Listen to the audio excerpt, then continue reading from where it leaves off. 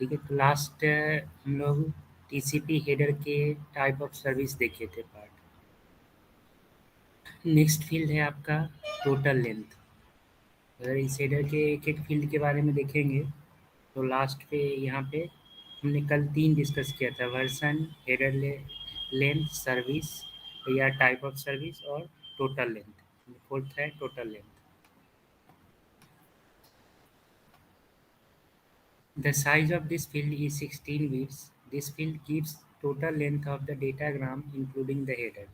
ठीक है, इसका मतलब ये हो गया कि मान लीजिए अगर आप किसी को स्पीड पोस्ट करते हो, ठीक है, तो स्पीड पोस्ट करते वक्त अगर सपोज कीजिए कि आप आपका जो लेटर होता है, सब लेटर का वेट सपोज कीजिए कि ये है 50 ग्राम, ठीक, और जो इन्वेलप है, सपोज करते हैं कि हेलो इसका वेट है 2 सर। ग्राम। Hello, hello. तो जब साइज देखा जाएगा, टोटल देखा जाएगा, तो इसका कितना होगा? 9, sorry hello 7। Sir. Hello, hello sir. हाँ बोलिए।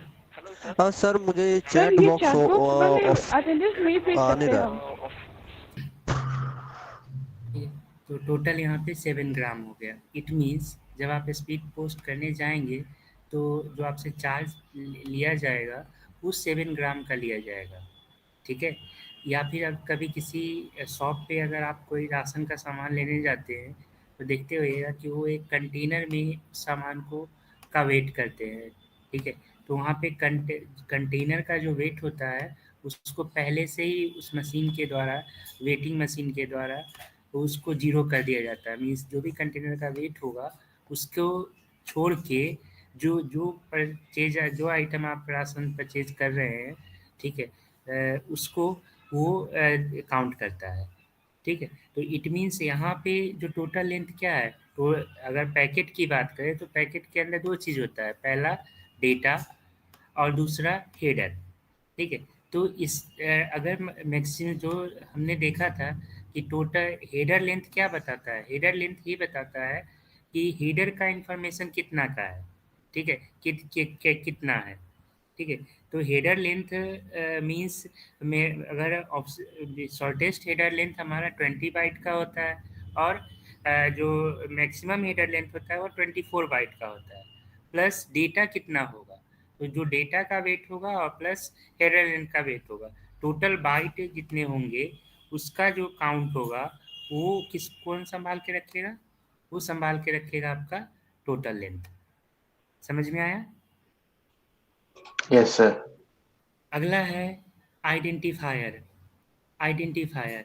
This is 16-bit fields. This field holds a number that is a unique identifier created by the sending node. This number is required when reassembling of fragmented segments are done, which ensures that fragment of one message does not mix with the fragment of other message. ठीक है, आप इसको ऐसे समझें।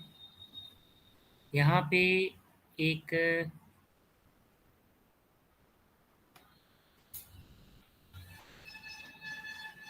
PDF है, जैसे आप लोग का पीडीएफ है ब्लॉक 1, ये रहा।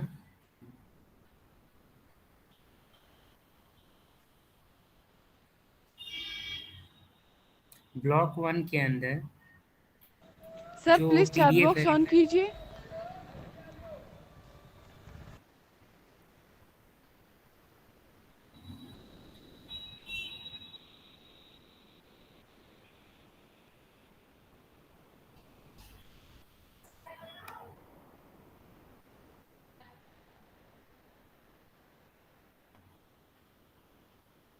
मान लीजिए कि ये अवार्ड लिस्ट है।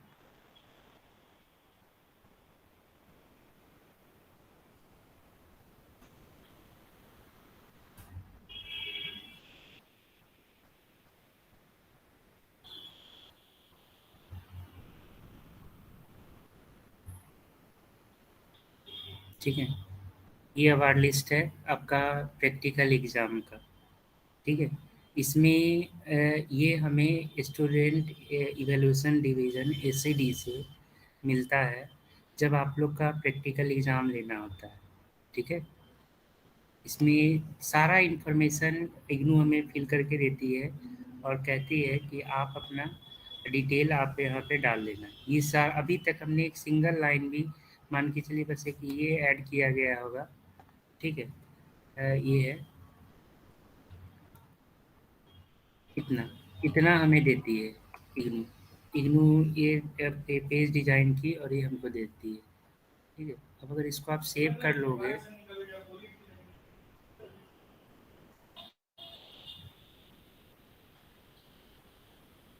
ठीक है, सेव कर लिए इसका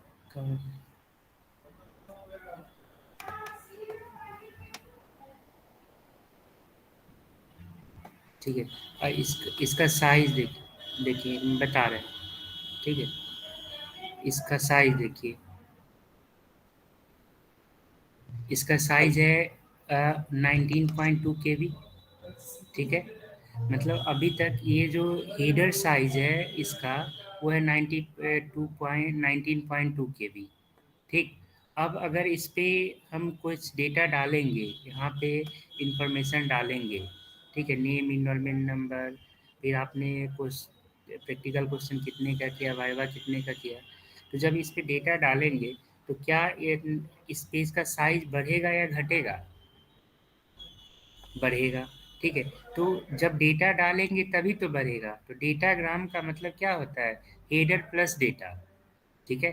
हेडर इन्फॉर्मेशन, ये सारा हेडर इन्फॉर्मेशन है, ठीक है? जो हमें बताता है कि हमें क्या ये किस पर्पज़ से हम इस पेज को यूज़ कर रहे हैं, ठीक है? हेडर इन्फॉर्मेशन हमें दे दिया गया है और इसमें हमें इन्फॉर्मेटिव डेटा पुट करना है, राइट? तो ये का जब और सेव करके जब हम इग्नू को वापस इसको भेजेंगे, मेल करते हैं या स्पीड पोस्ट करते हैं, तो ये डेटाग्राम कहलाता है। समझ में आया? समझ में आया? तो डेटाग्राम मतलब हेडर प्लस डेटा। जब भी आप कोई मैसेज भेजते हो ना तो वो message in form of packet travel करता है फ्रॉम सोर्स टू डेस्टिनेशन। मतलब एक जगह से दूसरी जगह आप व्हाट्सएप पे ही मैसेज करते हो तो मैसेज या कहीं भी मैसेज करते हो, किसी भी मैसेंजर से मैसेज करते हो, फ्रॉम एक डिवाइस से दूसरे डिवाइस पे जब मैसेज जाता है तो डेटा वो डेटाग्राम के फॉर्म पैकेट के फॉर्म में जाता है। जहाँ पे पैकेट नॉर्मल वे में हम लोग मैसेज को पैकेट बोला जाता है, किस केस में? आईपी के केस में। और आईपी इंटरनेट प्रोटोकॉल उस पैकेट को डेटाग्राम बोलती है। जहाँ पे डेटाग्राम का मतलब होता है डेटा प्लस हेडर, ठीक है? हेडर का साइज मतलब इस पेज का इसमें जो इंफॉर्मेशन है ये हेडर डेटा है और जब हम इसमें कुछ इंफॉर्मेशन डालेंगे जैसे कोर्स कोड क्या होगा, प्रोग्राम कोड क्या होगा, मैक्सिमम मार्क्स कितना होगा, ईयर ऑफ एग्ज़ाम क्या होगा, इन कौन कौन स्टूडेंट इन अपीयर हो रहे हैं एग्ज़ाम में, उनका नाम क्या है, उनका कितने वाइवा में कितने मार्क्स है, उनको प्रैक्टिकल एग्ज़ाम में कितने मार्क्स आए, ठीक है? टोटल कितना हुआ, ये सारा इन्फॉर्मेशन फिर कौन सा सिग्ने इवैल्यूएटर है, कौन सा कोऑर्डिनेटर है, जब डालेंगे तो ये कंप्लीट जब फीड होगा, सेव होगा data, that is called datagram. समझ में आया?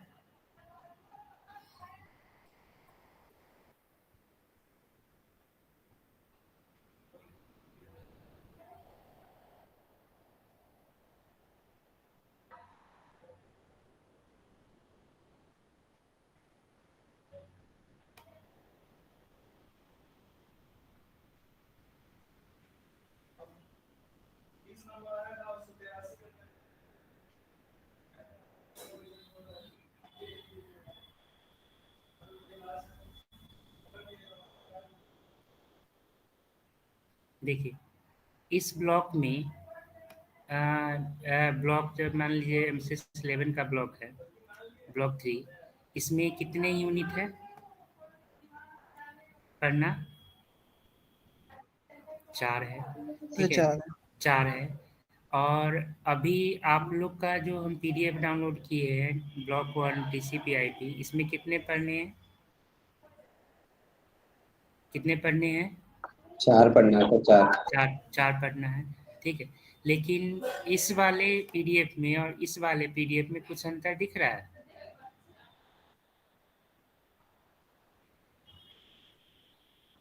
नहीं नहीं, इसमें नहीं, इस पीडीएफ में ब्लॉक 3 के एमसीएस 11 वाले पीडीएफ में और बीसीएस 52 के पीडीएफ में कुछ अंतर दिख रहा है।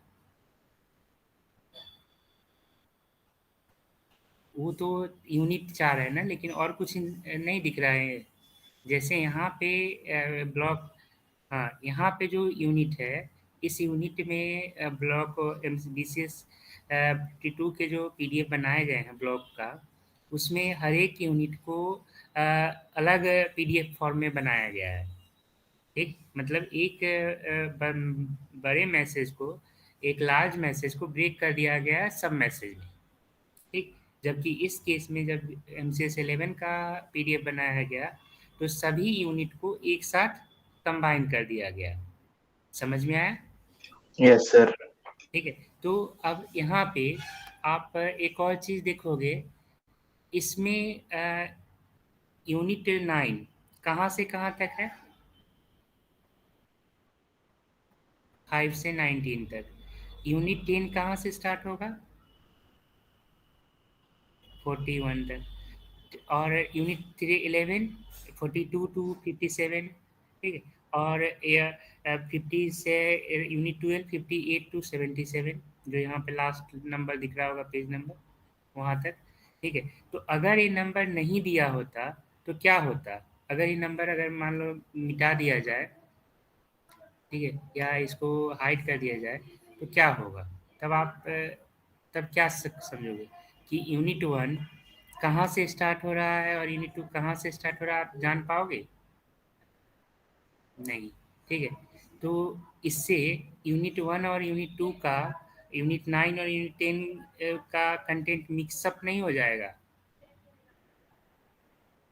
मतलब अगर ये नहीं दिया होता तो आपके फर्स्ट ग्लांस में क्या ये मिक्स नहीं लगेगा कि यूनिट 9 कहाँ से कहाँ तक है, यूनिट 10 कहाँ से कहाँ तक है? You can not assume. समझ में आया? तो आइडेंटिफायर का यही रोल है। दिस ये 16 बिट फील्ड्स होता है। This field hold a number that is unique identifier created by the sending node, ठीक है। ये एक यूनिक आइडेंटिफायर होता है जो सेंडिंग नोड के द्वारा क्रिएट किया जाता है। दिस नंबर इज रिक्वायर्ड, ये नंबर की जरूरत होती है when reassembling of fragmented segment are done, which ensures that fragment of one message does not mix with the fragment of other message, ठीक है। मतलब यहाँ पे मान लीजिए कि एक मैसेज को ब्रेक किया गया, मैसेज पैकेट 1 में, पैकेट 2 में, पैकेट 3 में। जहाँ पे पैकेट 1 का सपोज करो ये P1 पैकेट है, या ये 1 पैकेट है, ये 2 पैकेट है, ये 3 पैकेट है, ठीक है, ये 3 पैकेट है, या फिर तो यहाँ जो पहला पैकेट है उसमें 0 से 30 मतलब 30 पेज है, ठीक। दूसरा पैकेट है उसमें 40 से 79 पेज, 79 पेज है। तीसरा में पैकेट है उसमें 80 टू 119 पेज है। मीन्स 30-40 के रेशियो में एक में पैकेट के अंदर पेजेस रखे गए हैं। तो यहाँ आइडेंटिफायर बताता है कि आपका, पहले तो ये देखा है कि कितने पैकेट हैं। जैसे यहाँ पे बताया कि इस ब्लॉक में कितने यूनिट है, तो ये बता दिया गया। और उसको आइडेंटिफायर से बताया गया कि यहाँ पे यूनिट 1 का आइडेंटिफायर है कि आप यूनिट 9 जब पढ़ने जाओगे तो आप 5 से स्टार्ट करोगे और 19 तक पढ़ोगे। यूनिट 10 जब पढ़ने जाओगे तो 20 से स्टार्ट करोगे, 41 तक जाओगे। मतलब आप मिक्स नहीं करोगे यूनिट 9 को यूनिट 10 से। ये number as a identifier work कर रहा है, जो आपको गाइड कर रहा है कि यूनिट 9 के कंटेंट यूनिट 10 के कंटेंट से मिक्स ना हो। समझ में आया? समझ में आया? तो इसी तरीके से जब मैसेज भेजा जाता है तो मैसेज, जब एक मैसेज को ब्रेक किया जाता है पैकेट के फॉर्म में, ठीक है, तो वहाँ पे पैकेट डिफरेंट पाथ से जा सकते हैं। तो उस समय एक मैसेज का कंटेंट दूसरे से मिक्स नहीं हो, इसलिए सेंडिंग मशीन आइडेंटिफायर को यूज करता है, उस पर रीनेम कर देता है जिससे कि भेजा जा सके फ्रॉम सोर्स टू डेस्टिनेशन।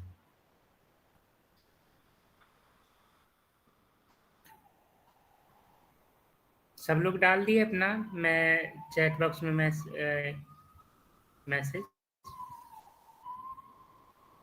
कोई बाकी तो नहीं है अभी?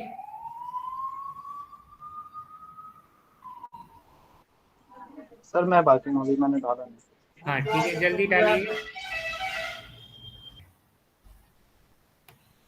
The flag field is a 3 bits field. First field है unused, सेकेंड है DF, थर्ड है MF. The first field of flag is unused and remaining two bits are called DF, don't fragment, and MF, more fragment. मतलब flag field के अंदर flag का जो size है वो 3 बिट्स का है, और इसके अंदर जो पहला बिट्स है वो अनयूज्ड या रिजर्व पर्पस के लिए रखा गया है, दूसरा बीट है DF मतलब डॉन फ्रेगमेंट, और तीसरा बीट्स है जो है MF, मोर फ्रेगमेंट। क्या मतलब हुआ इसका? मान लीजिए कि जो ये पीडीएफ का जैसे ये इस पीडीएफ सॉफ्टवेयर जो पीडीएफ क्रिएटर सॉफ्टवेयर होंगे, ठीक है, तो पीडीएफ क्रिएटर सॉफ्टवेयर में जब ब्लॉक 3 का पीडीएफ बनाया जा रहा होगा, जैसे कि आप असाइनमेंट को आप अगर ऑनलाइन अपलोड करते हो मेरिट के साइट पे जाके, या फिर इग्नू के आरसी के साइट पे जाके अपलोड करते हो, तो ऑप्शन आपके पास है। मान लो आप बीसीएस 51 का असाइनमेंट से दे रहे हो, बीसीएस 52 का असाइनमेंट दे रहे हो, बीसीएस 53 का असाइनमेंट दे रहे हो, ठीक है, तो एक ऑप्शन ये होता है कि एक स्टूडेंट है और वो अगर 5 या 7 या सभी असाइनमेंट जमा कर रहा है, तो एक ही बार में वो सारा असाइनमेंट सारे पेपर का बना के अपलोड कर दे। या दूसरा ऑप्शन ये होता है कि वो अलग-अलग कोर्स कोड का असाइनमेंट का पीडीएफ बनाए और उसको से जितना पीडीएफ होगा, उतना असाइनमेंट का पीडीएफ होगा, उतनी बार उसको अपलोड करना होगा। अभी तक तो यही प्रोसेस है कि आपको अगर 6 पेपर है तो 6 असाइनमेंट बनाने होंगे, और 6 असाइनमेंट का 6 पीडीएफ बना के इग्नू आरसी के साइट पे या फिर मेरिट के साइट पे जाके अपलोड करने होते हैं, ठीक है।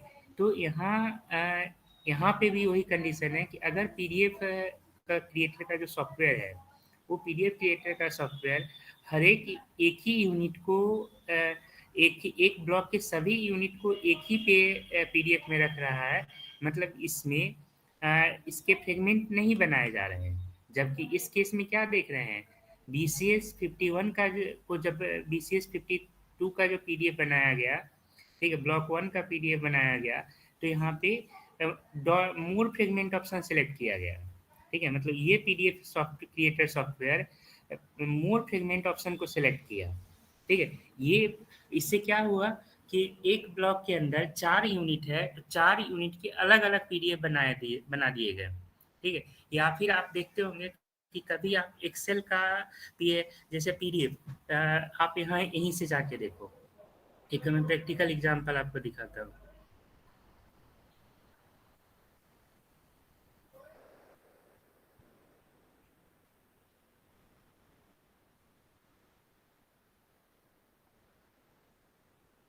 एक साइट है पीडीएफ टू एक्सेल,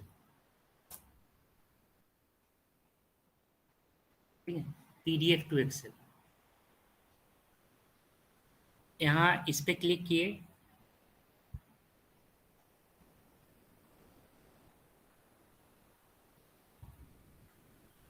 ठीक है, और अभी हम चलते हैं मेरिट के वेबसाइट पे,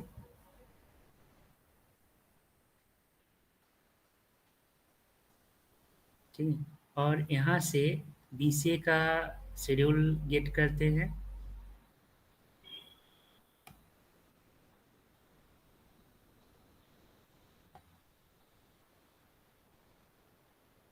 बीसीए फिफ्थ सेम शेड्यूल, ठीक है, यहाँ से शेड्यूल उठाए,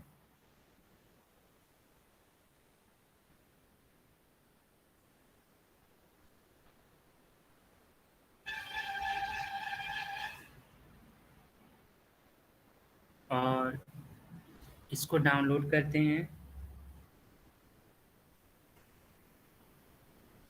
ठीक है, यहाँ से ये डाउनलोड हो गया, और अब इसको क्लोज करते हैं, सेलेक्ट पीडीएफ फाइल, इसको उठाते हैं और ओपन करते हैं,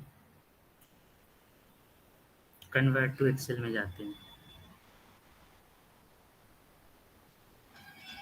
और डाउनलोड एक्सेल करते हैं।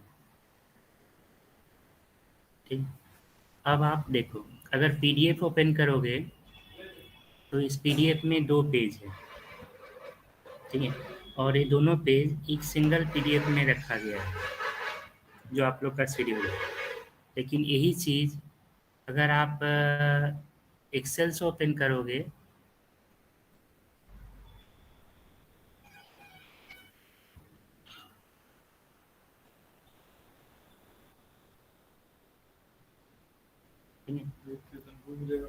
ठीक, तो एक्सेल से ओपन करोगे तो यहाँ पे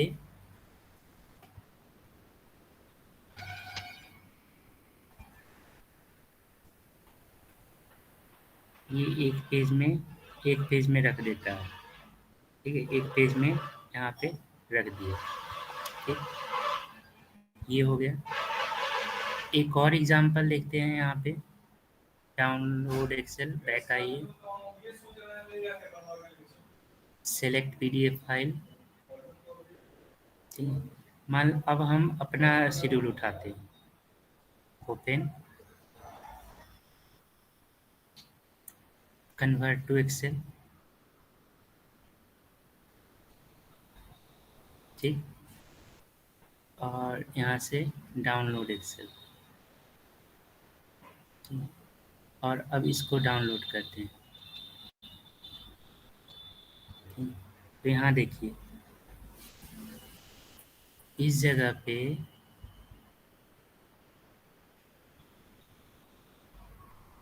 डाउनलोड्स में जाएंगे,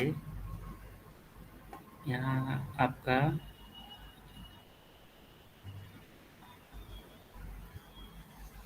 ये शेड्यूल है,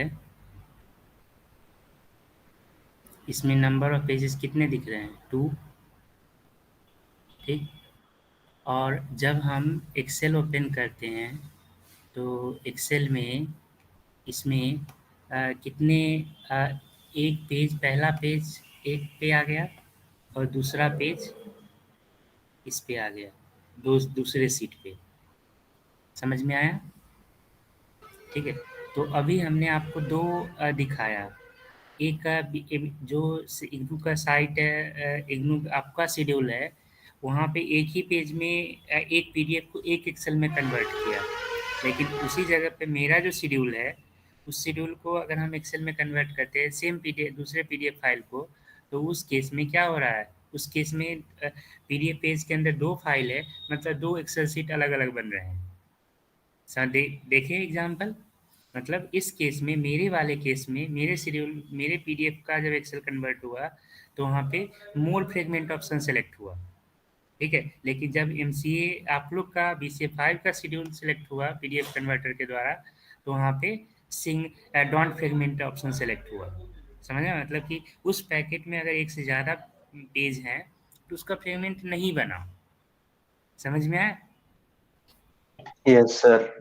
ठीक है, तो यही चीज़ होता है कि ये चीज़ सॉफ्टवेयर के थ्रू डिसाइड होता है, सॉफ्टवेयर यूज़ करता है इस चीज़ को बनाते वक्त, कि अगर पीडीएफ सॉफ्टवेयर हो या PDF to Excel converter software होते हैं, तो वहाँ पे सॉफ्टवेयर यूज़ करता है कि जब किसी मैसेज को ब्रेक किया जाएगा तो डॉन फ्रेगमेंट ऑप्शन सेलेक्ट किया जाएगा या मोर फ्रेगमेंट ऑप्शन सेलेक्ट किया जाएगा।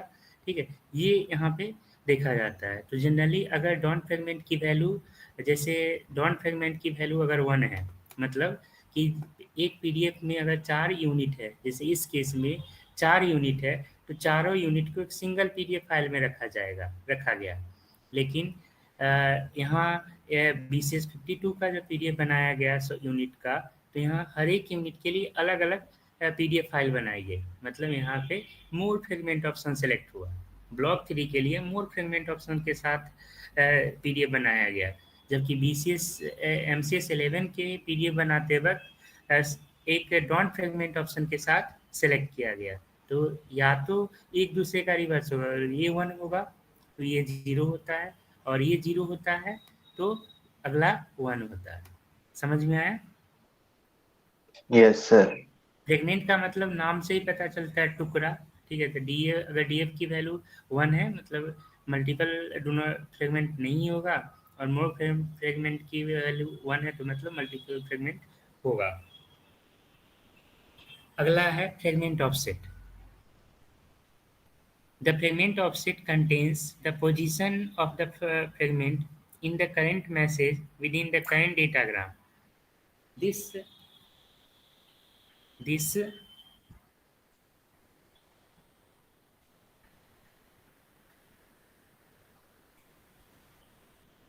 helps IP to reassemble the packet at the destination node.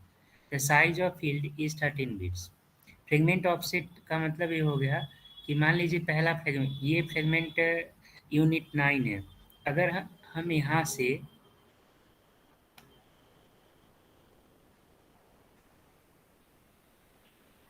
इसको डिलीट कर दे या हटा दे, फिर इस जगह से इसको भी डिलीट करके हटा दे, ठीक है, तो अब क्या होगा, ये दोनों आपस में मिक्स हो जाएंगे, ठीक है। तो फिर यहाँ यूनिट 9 और स्ट्रक्चर एंड यूनियन ये हेडिंग हो गया, ठीक है, और पॉइंटर्स एक हेडिंग हो गया।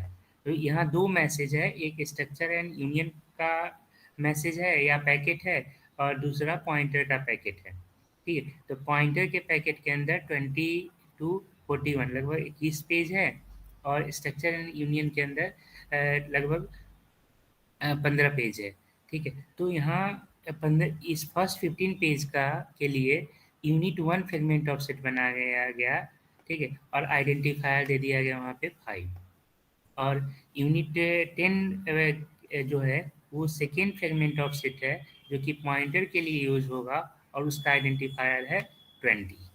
समझ में आया? मीन्स कि जब आप ये पेज पढ़ोगे तो आपको फ्रेगमेंट ऑफसेट से ये डिसाइड होगा कि कितने यूनिट आपको पढ़ने हैं, और आइडेंटिफायर से डिसाइड होगा कि कौन सा पैकेट के अंदर कहाँ से स्टार्ट हो रहा है और कहाँ पे ख़त्म हो रहा है, ठीक है। तो इसी तरीके से जब मैसेज बनाया जाता है तो मैसेज आप ये वो कोई सॉफ्टवेयर अगर यूज़ करते हो, जैसे देखो यहाँ पे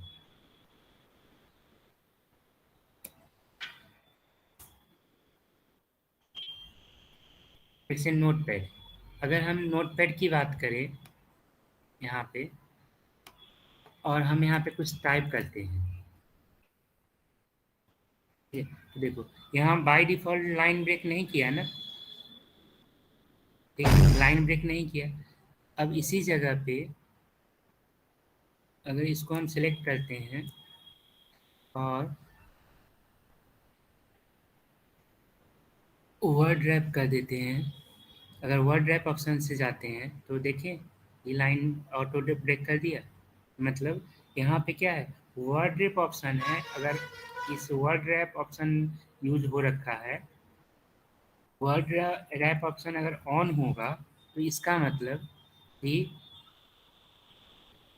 लाइन ऑटो लाइन नहीं आएगा, मतलब इस पेज के हिसाब से लाइन नहीं है। इसका जो साइज होगा, अगर इस साइज को यहाँ से इसको घटा दोगे बढ़ा दोगे, ठीक, और अब इसको सिलेक्ट करो और फॉन्ट में जाके वर्ड रैप ऑप्शन सेलेक्ट कर लो, तो देखो यहाँ से अब जैसे जैसे इसके साइज को घटाओगे ये अपने आप पेज लाइन नंबर बढ़ाता जाएगा। समझ में आया? ठीक है, तो ये मतलब जब कोई सॉफ्टवेयर वगैरह बनता है, ठीक है, या कोई भी सॉफ्टवेयर जब आप मैसेज जैसे व्हाट्सएप का सॉफ्टवेयर या फेसबुक मैसेंजर का सॉफ्टवेयर, जहाँ पे कि मैसेज को एक नोड से दूसरे नोड पे लेके जाना होता है, तो मैसेज को ले जाने के लिए जो इंफॉर्मेटिव मैसेज होते हैं उसको हम हेडर बोलते हैं, और हेडर के अंदर जो ऑप्शन होते हैं वो ऑप्शन आपको पढ़ना है। ये सब ऑप्शन आप कहाँ देख पाओगे? इसके लिए आपको एक सॉफ्टवेयर आता है, जो इथिकल हैकिंग का अगर कोर्स करते हो तो ठीक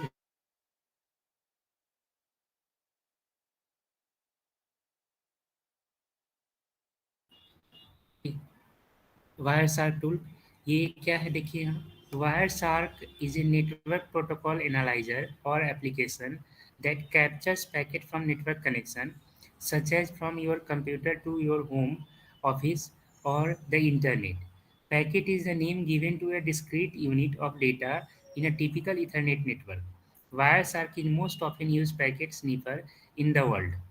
समझ में आया? मतलब जब इससे आपको समझ में आ गया होगा, ठीक है, डेटा भेजते हैं तो हमारा डेटा मतलब मैसेज टीसीपी/आईपी प्रोटोकॉल के द्वारा इन फॉर्म ऑफ पैकेट, और उस पैकेट को ले जाने का काम करता है आपका आईपी। मतलब आईपी एक ड्राइवर है जो जब मेहरौली टर्मिनल से या किसी भी टर्मिनल से आप बस पकड़ते हो तो आपको डिफरेंट डिफरेंट बस स्टॉप पे, किसी को लाडोसराय में, किसी को कुतुब मीनार में, किसी को मालवीय नगर में, किसी को साकेत में छोड़ने का काम करता है। अलग अलग पैकेट मैसेज डेस्टिनेशन पे ड्रॉप करने का काम करता है, ठीक है। तो कौन कहाँ उतर रहा है, मान लो आपने 5 बस ट्रैवल कर रहे हो, 5 का टिकट कटाया और 10 के डेस्टिनेशन, 10 रुपये का जो डेस्टिनेशन है, 6-7 किलोमीटर से ज़्यादा, 10 किलोमीटर आप ट्रैवल कर लेते हो, तो उसको ट्रैक करने के लिए टीसी अलग से रखा गया है बस के केस में, रियल लाइफ में।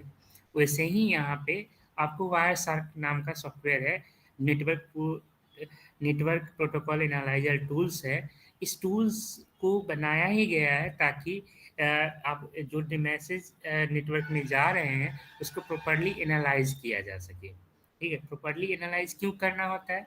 क्योंकि अगर कोई मैसेज आपने भेजा, वो मैसेज पहुंचा या नहीं पहुंचा, वो आप चेक करते हो ना, ठीक है। तो वो चेक कैसे करोगे?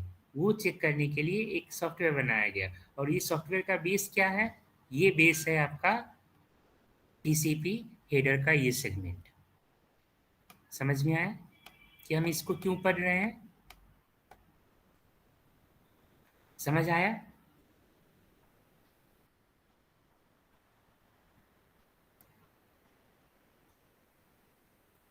अभी आप लोग इस सॉफ्टवेयर को वायरशार्क सॉफ्टवेयर को अभी आप यूज़ नहीं करोगे, ये आपके सिलेबस का पार्ट नहीं है। ये इथिकल हैकिंग नाम का एक कोर्स आता है नेटवर्क के अंदर, उसमें पढ़ना होता है। लेकिन हम इसलिए इसका जिक्र किए हैं अभी कि आप लोग ये पूछोगे कि सर हमें पढ़ रहे हैं तो क्यों पढ़ रहे हैं, ठीक है। तो पहला इसका जवाब होगा कि आपको सिलेबस का पार्ट है और आपको एग्जाम में इससे क्वेश्चन आते हैं, इसलिए शॉर्ट नोट्स में 2 से ढाई नंबर का एक पॉइंट को डिस्कस करना होता है, तो आप क्या लिखोगे वो बता दिए। तो ये तो हो गया आपका रियल लाइफ यूज। लेकिन प्रैक्टिकली इसको हम कहाँ यूज़ करते हैं? तो प्रैक्टिकली जब अगर मान लो कोई आप नेटवर्क प्रोटोकॉल एनालाइजर सॉफ्टवेयर बनाने वाली कंपनी में आप काम करने जाते हो, जहाँ पे आपका काम है वायरशार्क जैसे सॉफ्टवेयर को अपडेट करना या नया सॉफ्टवेयर बनाना, तो उस समय you should have to use these fields. समझ में आया? आपको पता होना चाहिए कि कौन फील्ड किस लिए होता है और इसका क्या पर्पस है। समझ समझ आया? Yes, sir. अगला है time to leave. This field gives the amount of time in maximum number of hops that a datagram can remain on the network before it discarded. This field is set by the sending machine before transmitting the data on the network. The size of this field is 8 bits. इसका मतलब है कि ये field इसलिए use होता है ताकि maximum number of को देख सके, टाइम को देख सके, that A datagram can remain on the network. Network में कितना देर तक रहेगा? मीन्स आप मान लो बस पकड़ने जाते हो टर्मिनल पे, तो टर्मिनल पे टाइम लिखा रहता है कि 5 मिनट या 10 मिनट या 15 मिनट में आपको बस आने वाली है, ठीक है। तो अगर आपको ये नहीं पता है कि कौन बस कब कितने मिनट से चलने वाला है, तो आप जाके काउंटर पे पता करते हो टाइमिंग, ठीक है। या आप मैसेज देखते हो कि कब है, जैसे ट्रेन वगैरह जब आपको पकड़ना होता है तो आप IRCTC को कॉल करके पूछते हो कि वो ट्रेन कितने बजे आ रही है, टाइमली है या नहीं है। तो यही चीज़ रियल लाइफ में जब सॉफ्टवेयर यूज होता है तो वहाँ पे TTL है। नेटवर्क के केस में कैसे देखोगे? आपके पास ऑप्शन होता है, एक CMD है, कमांड प्रॉम्प्ट ओपन करो, यहाँ पे पिंग नाम का एक कमांड है, ठीक है। पिंग नाम का कमांड है जो इसलिए यूज होता है ताकि नेटवर्क में कोई मशीन है कनेक्टेड या नहीं, ठीक है, जिससे जब आपको मैसेज भेजना होता है तो वो मशीन एक्चुअली नेटवर्क में है या नहीं, इसको पहले देखना होगा।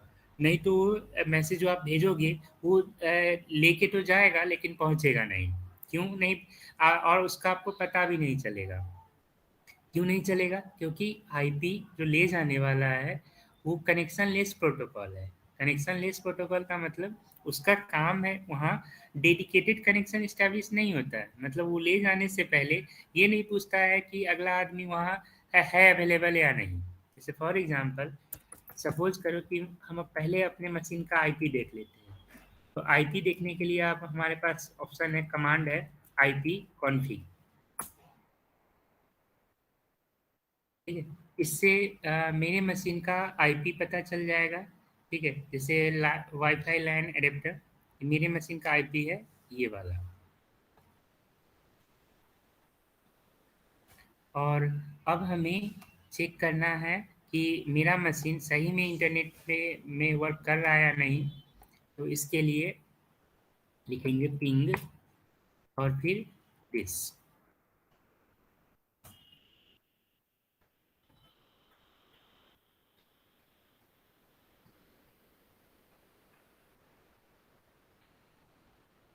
ठीक है। तो यहाँ से दिख गया।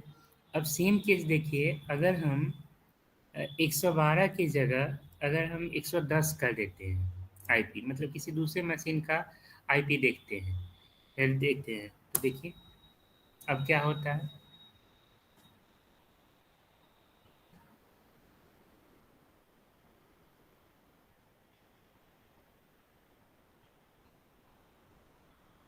ठीक, यहाँ क्या बताया, ये मैसेज बताया कि हम जो आईपी ये करंट मेरे मशीन का आईपी है।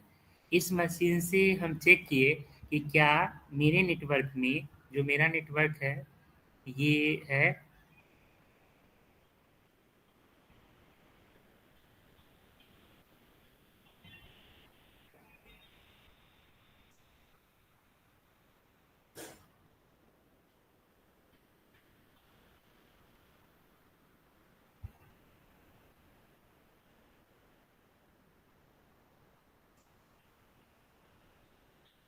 ये हुआई का नेटवर्क है। तो इस हुआई नेटवर्क से के अंदर क्या ये मशीन पहले से कनेक्टेड है? अगर कनेक्टेड है, नेटवर्क में है, तो हम इजीली मैसेज भेज सकते हैं। लेकिन अगर कनेक्टेड नहीं होगा तो हम नहीं भेज पाएंगे, ठीक है। तो नेटवर्क में कोई मशीन एग्जिस्ट कर रहा है या नहीं, उसको हम पिंग करके मतलब खोज के देख सकते हैं। और अगर वो एग्जिस्ट नहीं कर रहा है तो हम मैसेज क्या आएगा, डेस्टिनेशन होस्ट अनरीचेबल। लेकिन अगर वो मशीन एग्जिस्ट कर रहा है तो वहाँ पे आपको टाइम टू लीव टीटीएल दिखाएगा। तो ये सेंडिंग मशीन या जो सेंडिंग मशीन होते हैं उसके द्वारा सेट किए जाते हैं। और ऐसा नहीं कि आप किसी एक ही मशीन का, किसी का भी आप देख सकते हो। लेट से पिंग करते हो www.google.co.in, इसको पिंग करो, ठीक है। सेम मशीन को आप दोबारा पिंग करो, देख रहे हो यहाँ पे टीटीएल जो टाइम टू लीव है वो वैरी करता है। मतलब क्या है कि जब मेरे मशीन से पे गूगल चल रहा है या नहीं चल रहा है, ठीक है, इसके लिए हम ये इंश्योर करना चाहते हैं कि गूगल का साइट परफेक्टली वर्किंग है या नहीं। तो हमने क्या किया, सीएमडी टूल्स के थ्रू अपने मशीन से पिंग किया और देखा। तो जो पिंग करते वक्त पिंग कमांड 4 मैसेज भेजती है, 4 मैसेज सीक्वेंस भेजती है। और उसमें गूगल का सर्वर मेरे पहले मैसेज से हर एक टाइम हर एक मैसेज सीक्वेंस को पहले को 73 मिली सेकेंड में रिस्पॉन्स कर दिया कि हाँ वर्किंग है। दूसरे को 68 मिली सेकेंड में वर्किंग कर दिया, रिफंड कर दिया। तीसरे को 81, चौथे को 77, ठीक है। तो इस तरीके से जितनी बार आप किसी भी वेबसाइट को नेटवर्क में चेक कर सकते हो। और वो जब हम मैसेज भेजते हैं खोजने के लिए तो रिस्पॉन्स करता है, तो वहाँ पे उसको वो खोजते वक्त हमारे मशीन से जो मैसेज गया है वो मैसेज नेटवर्क में कितने देर के लिए रहेगा, टीटी वो कौन डिसाइड करता है, टीटीएल डिसाइड करता है, टाइम टू लीव डिसाइड करता है। मतलब नेटवर्क में वो आपको इतने मिली सेकेंड तक वो वेट करेगा, अगर उसमें रिप्लाई मिल गया दैट्स ओके, वर्किंग नेटवर्क में है वो मशीन, अदरवाइज नहीं है। समझ आया?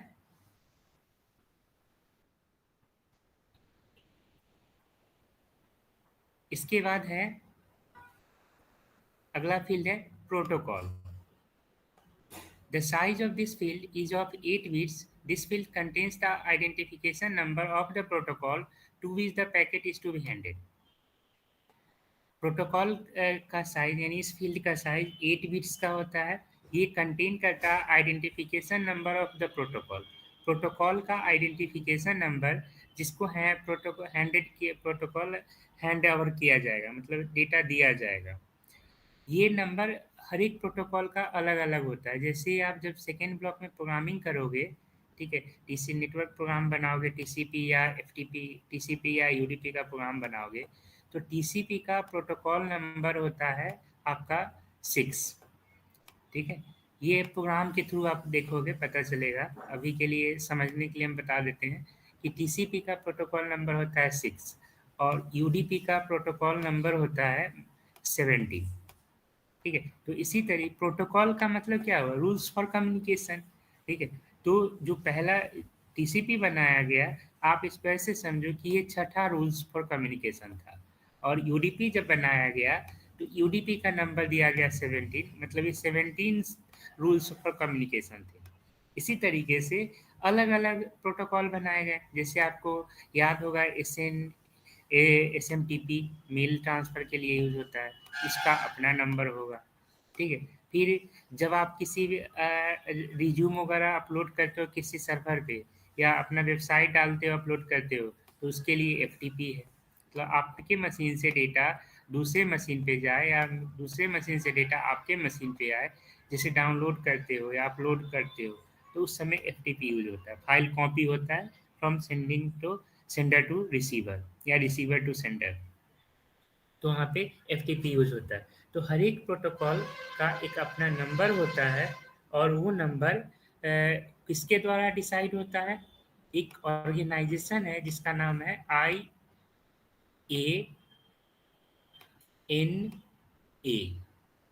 इंटरनेट असाइन नेमिंग अथॉरिटी, ठीक है। ये एक संस्था है, ऑर्गेनाइजेशन है IANA, internet assign naming authority. इसके द्वारा डिसाइड होता है कि किस प्रोटोकॉल को कौन सा नंबर दिया जाएगा, दिया गया है, ठीक है। और इससे जब क्योंकि हर एक इन सब इसमें से जो भी प्रोटोकॉल आप यूज करोगे, ठीक है, तो एक क्लाइंट होगा दूसरा सॉफ्टवेयर होगा। इस रूल्स का पर्पस क्या है कि दो या उससे अधिक डिवाइस के बीच में कम्युनिकेशन का इस्टेब्लिश कराना। तो जब दो या अधिक डिवाइस आपस में कम्युनिकेट करेंगे तो रूल नंबर 6 से कम्युनिकेट करेंगे, या रूल नंबर 17 से कम्युनिकेट करेंगे, या रूल नंबर SMTP का जो होगा उससे कम्युनिकेट करेंगे, ठीक है। तो ये रूल IANA के द्वारा बना के उसको नंबर दिया गया, और उस प्रोटोकॉल उस नंबर का जो नेम है, प्रोटोकॉल नेम है, वो दे दिया गया। तो ह्यूमन जैसे हम आप कितने मोबाइल नंबर याद रख सकते हैं, 2 4 10 20 50, ठीक है। लेकिन आप अगर कभी अपने मोबाइल के कॉन्टैक्ट को चेक करोगे तो आज के डेट में आप अपना नंबर जीमेल पे रखते हो, जीमेल क्लाउड पे रखते हो, ठीक है, फ़ोन के सिम में रख सकते हो, उसके बाद हैंडसेट पे रख सकते हो, फ़ोन में के डिवाइस पे रख सकते हो, ठीक है। तो 600 700 800 नंबर हमारे फ़ोन के कॉन्टैक्ट लिस्ट में होते हैं, ठीक है। तो क्या हम उतने नंबर को याद रख सकते हैं? नहीं। तो हम लोग याद रखने के लिए क्या करते हैं, एक कॉन्टैक्ट डेटाबेस नाम का एक सॉफ्टवेयर होता है, जहाँ पे नाम को नंबर से रिप्रेजेंट कर दिया जाता है, ठीक है। तो एज ए ह्यूमन बीइंग हम स्ट्रिंग नेम को इजीली याद रख सकते हैं, रिमेंबर रख सकते हैं, किसी को नाम से आसानी से याद रख सकते हैं, लेकिन अगर नंबर से याद रखना हो तो नहीं रख सकते, ठीक है। तो यही पर्पस होता है प्रोटोकॉल का। प्रोटोकॉल का मतलब कि उस प्रोटोकॉल को एक नंबर दिया गया है, जिससे कि जब भी डेटा कम्युनिकेट करेगी तो उसी प्रोटोकॉल का क्लाइंट उसके सर्वर से कम्युनिकेट करेगा। समझ में आया?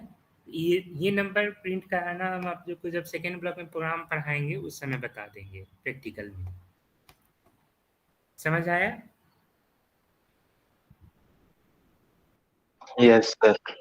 अगला है header checksum. The size of this field is 16 bits. This field bits. This field is used for error control and error correction. This field ensures that the data arrives at the destination machine is error free. मतलब ये field का size mainly 16 bits का होता है और ये error control या correction के लिए यूज होता है। उसके बाद अगला है source oblique destination IP address. The size of this field is 32 bits. Source address contains the IP address of the sending machine and destination address contains the destination address of the destination machine. Means जब आपका data भेजोगे तो एक client होता है और दूसरा server होता है, ठीक है।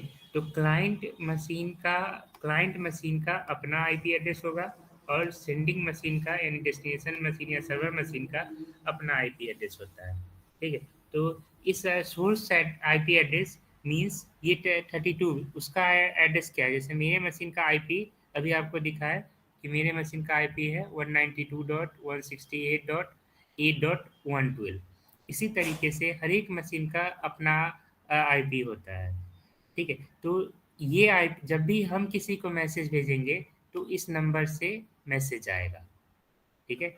इसी तरीके से आप किसी को भेजोगे तो अगर हम आपको भेज रहे हैं, मान लो व्हाट्सएप पे आपने मैसेज भेजा, तो मेरे व्हाट्सएप एप्लीकेशन से जो मैसेज जा रहा है वो किस आईपी से जा रहा है, वो व्हाट्सएप एप्लीकेशन किस आईपी पे चल रहा है, इस पर्टिकुलर आईपी पे चल रहा है। और जब आप के पास पहुंचेगा वो मैसेज और आप जब रिप्लाई करोगे तो आपका व्हाट्सएप एप्लीकेशन भी किसी एक आईपी पे चलेगा जिसको कि आप चेक करके देख सकते हो, ठीक है। चाहे वो एंड्रॉयड डिवाइस हो या लैपटॉप या डेस्कटॉप डिवाइस हो।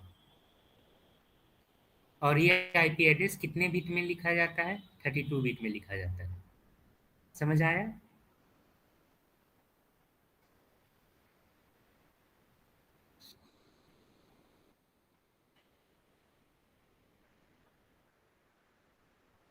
हाँ हाँ। आप IPv4 भी देख सकते हो, उसके लिए थोड़ा ट्रिक यूज करना होता है। ट्रिक ये है कि एक कमांड है आपका nslookup, ठीक है। nslookup इसको चलाओ और यहाँ पे लिख दो पिंग www.google.co.in। इससे उसका IPv6 एड्रेस भी दिख जाता है और IPv4 एड्रेस भी दिख जाता है। अब यहाँ से इसको कॉपी कर लो, ठीक है, और यहाँ से एग्जिट हो जाओ और अब इस पे पिंग करके देखो।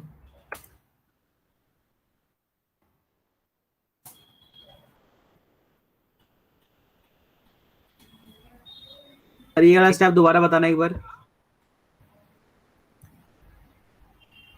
कुछ नहीं करना है, nslookup चला लेना है, नेटवर्क लुकअप, ठीक है। नेटवर्क लुकअप में जाके आप पिंग कमांड चला लो, ठीक है, जिससे कि उस पर्टिकुलर सर्वर का आपको DNS मिल जाएगा जो कि है सर्वर नेम मिल जाएगा जो कि है www.google.co.in और उसका IPv6 एड्रेस ये रहा और IPv4 एड्रेस ये रहा, ठीक है। अब मान लो IPv4 से हमने आपको करके दिखाया, इसको IPv6 को देखोगे, दोनों में थोड़ा सा अंतर होता है। यहाँ पे पिंग करोगे और अब देखो, ठीक है। यहाँ देखिए जब IPv6 यूज कर रहे हैं तो TTL फील्ड टाइम में के फॉर्मेट में आता है और यहाँ TTL आता है। समझ में आया? मतलब ये है कि IPv4 यूज करते हो तो टाइम टू लीव दिखाता है और IPv6 यूज करते हो तो टाइम टू लीव टाइम में कन्वर्ट हो जाता है, टू लीव छोड़ देता है, ठीक है। समझ आया? Yes, sir.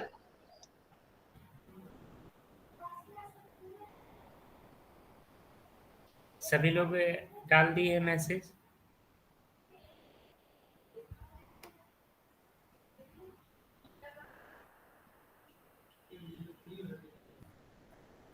ये क्लियर नहीं हो रहा है। Yes, sir. TTL. A time to live. Time to live. आप किसी को फ़ोन करते हो, अच्छा रिंगटोन सेट करते हो, तो रिंगटोन कितने मिनट के लिए बजता है? जब तक वो फोन ना उठाए। जब तक वो फ़ोन ना उठाए, पहला चीज़।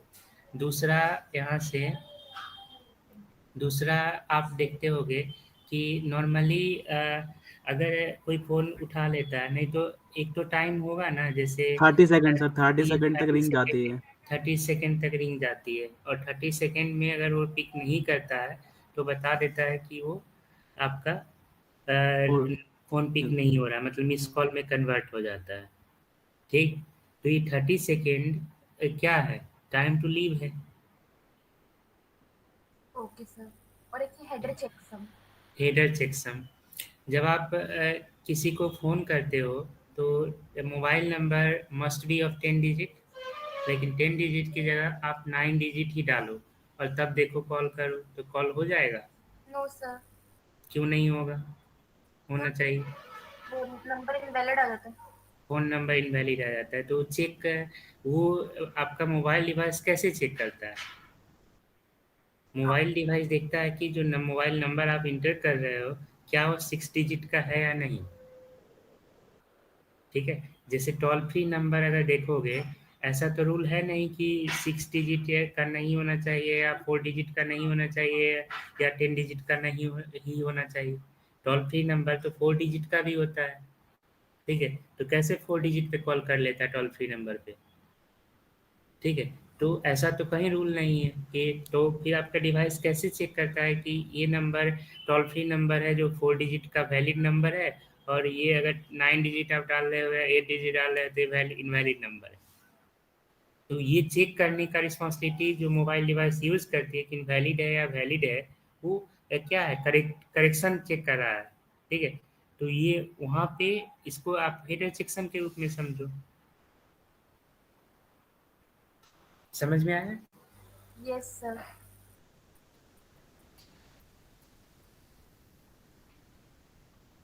इसके बाद लास्ट फील्ड है options field. The option field is optional. ये ऑप्शनल फील्ड होता है। It is composed of several codes variable length.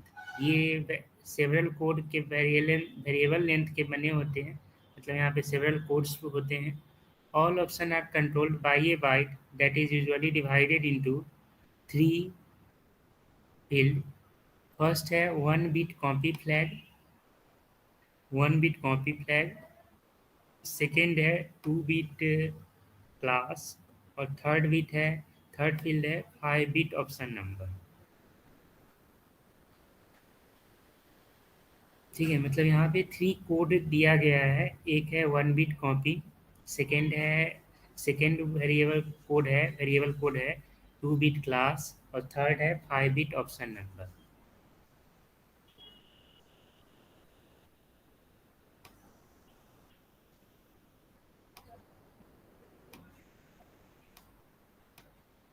ठीक, 5 bit option number.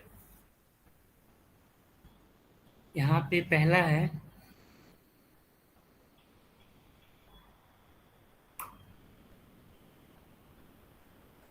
1 bit copy flag.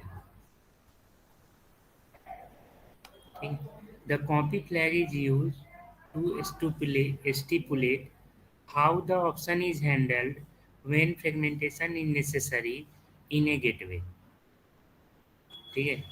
इसका मतलब ये होगा कि कॉपी फ्लैग को यूज़ किया जाता है ताकि ऑप्शन को स्टिपुलेट किया जाए एंड चेक किया जाए, मैनिपुलेट किया जाए कि कैसे फ्रेगमेंटेशन गेटवे में नेसेसरी है। मतलब फ्रेगमेंटेशन, एक मैसेज मल्टीपल सेगमेंट के थ्रू आपके पास आ रहा है।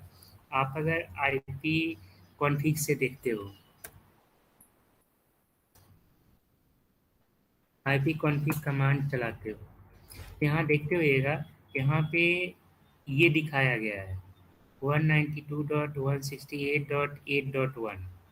ठीक है? ये दिखाया गया है।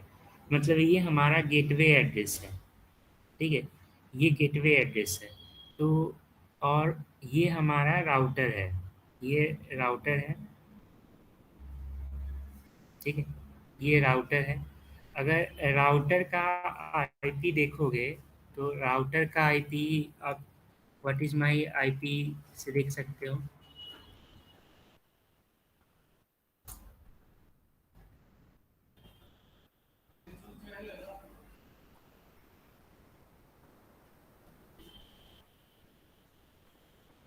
ये यहाँ से राउटर का IPv4 और IPv6 आपको दोनों दिख गया, ठीक है। इसी तरीके से अब इस राउटर का जो लोकल मतलब प्राइवेट नेटवर्क का जो आईपी है वो हमारा ये है। तो इस राउटर पे जितने भी मशीन कनेक्ट होंगे, ठीक है, मेरे जो राउटर का प्रॉपर्टीज है कि आप इसमें 15 मशीन को अगर कनेक्ट करते हो, 15 मशीन को कनेक्ट करते हो इस राउटर से, तो ये लगभग आपको एक अच्छा स्पीड देता है। अगर नेटवर्क सही है तो 15 मशीन को कभी ये फील नहीं होगा कि उसको किसी को कम स्पीड जा रहा है, किसी को ज़्यादा जा रहा है। 15 से जब ज़्यादा होगा तब इसके स्पीड में थोड़ा अंतर आता है, ठीक है, नेटवर्क में। और यहाँ पे जो उन 15 मशीन का या 12 मशीन का जो आईपी एड्रेस स्टार्ट होगा, तो किसी जो पहला 3 फील्ड होगा, आप कभी भी नोटिस करके देखिएगा, जो आपका गेटवे का एड्रेस होता है उसका गेटवे का एड्रेस का पहला गेटवे एड्रेस मतलब ये स्टार्टिंग एड्रेस है। अब इस एड्रेस के बाद इस गेटवे से जो भी नेटवर्क में मशीन इन होगा, मतलब नेटवर्क में इस नेटवर्क में कनेक्ट होगा, ठीक है, उसको इसके बाद वह इसी सीरीज का नंबर असाइन किया जाएगा इसको छोड़ के, ठीक है। किसी को 192.168.8.12 नंबर मिल जाएगा, किसी को 10 मिल जाएगा, किसी को 12 मिल जाएगा, किसी को 112 मिल जाएगा, ठीक है।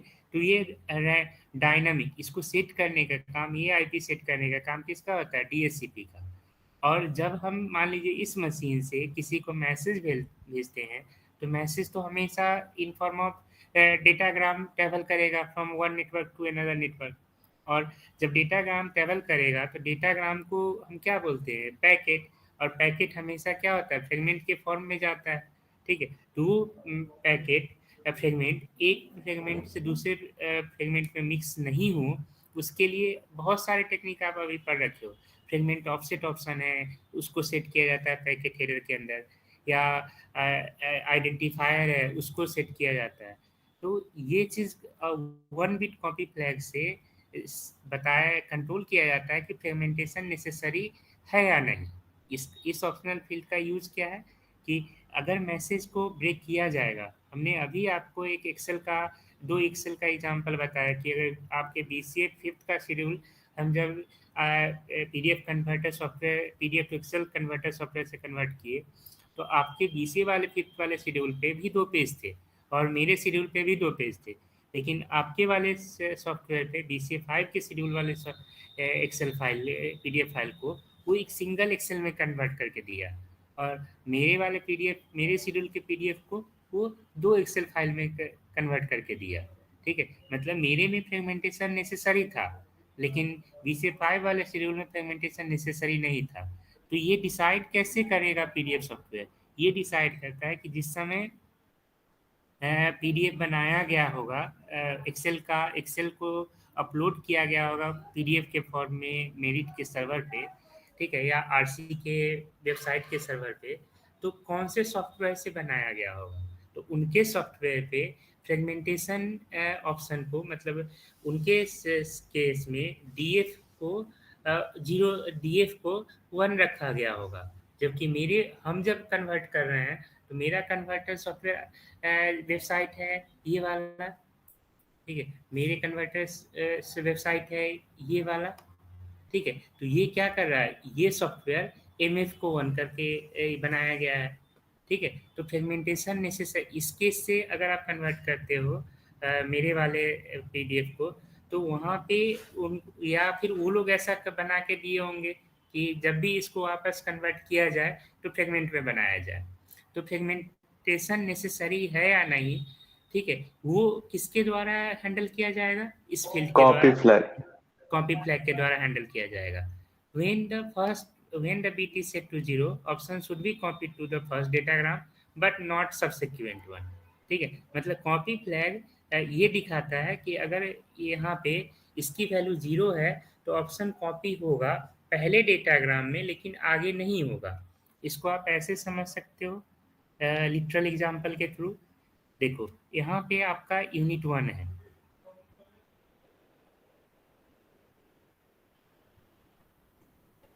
ठीक है, यूनिट 1 में भी आपको आईपी के बारे में पढ़ना है, नीड फॉर आईपी एड्रेस ये सब है। यहाँ इस पेज पे थोड़े नीचे जाओ,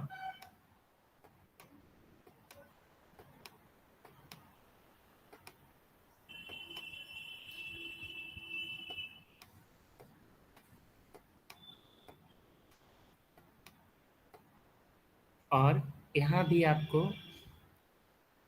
इसका आईपी डेटाग्राम का डायग्राम बनाया गया है इस वाले डायग्राम में, और यूनिट 2 में जो आप पढ़ रहे हो यहाँ भी बनाया गया है।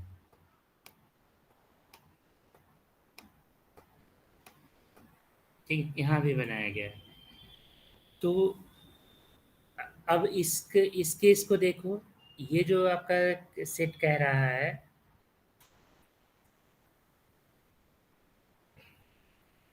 the bit is set to 0, the option should be copied to the first datagram but not subsequent one। means कि अगर आप वन कॉपी फ्लैग की वैल्यू 0 सेट कर देते हैं, इसका मतलब कि यूनिट 1 पे अगर आपने ये डायग्राम बना दिया है, ठीक है, ये डायग्राम बना दिया है, ठीक है, इस डायग्राम को आपने बना लिया है, तो अब आगे इस डायग्राम को नहीं बनाना है, नहीं बनाना है। सो ठीक है, इस डायग्राम को आपको नहीं बनाना है, copy to the first diagram but not subsequent one. अगर इस डायग्राम की ज़रूरत होती है आगे आपको यूनिट 2 पे, तो यहाँ पे इसको नहीं बनाना चाहिए। ठीक है, यहाँ आप नहीं बनाओ, ठीक है, नहीं क्या नहीं सिलेक्ट हो रहा है, हाँ देखिए यहाँ पे आप इसको नहीं बनाओ। तो नहीं बनाने के लिए क्या कर सकते थे, आप यहाँ पे लिख सकते थे फॉर रेफर, यहाँ लिख दीजिए refer to page number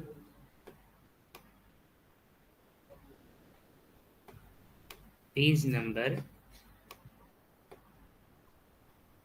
number कौन सा है इसका,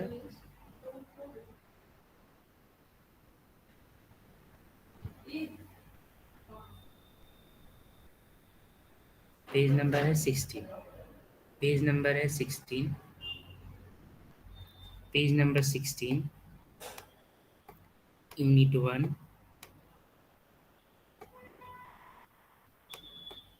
यूनिट 1 फिगर,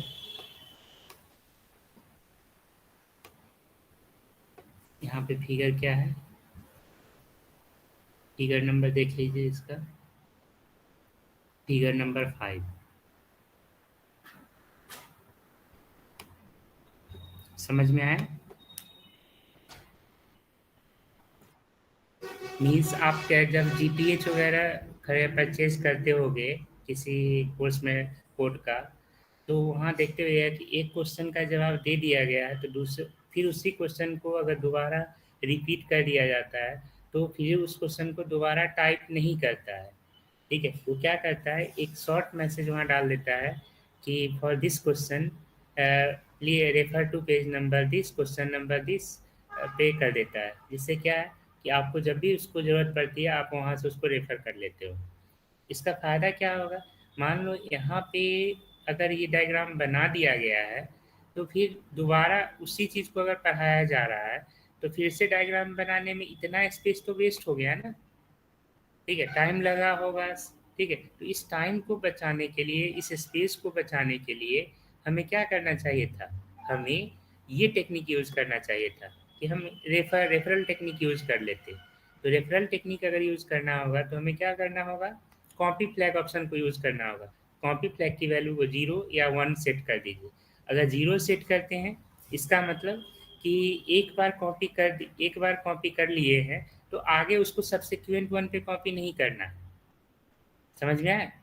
ठीक है, लेकिन अगर कॉपी फ्लैग की वैल्यू 1 है, इसका मतलब आप जितना मर्जी उतना बार आप उसको कॉपी कर सकते हैं। ये चीज़ एक्सेल में भी यूज होता है, कभी नोटिस नहीं किए होइएगा, आप एक्सेल में भी देखिए।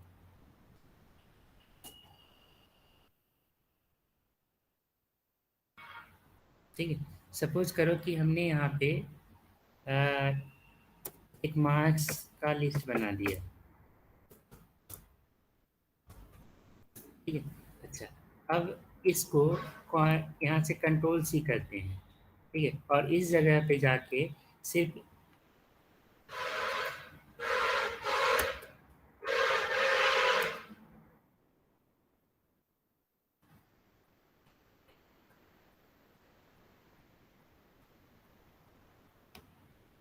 ये आ गया।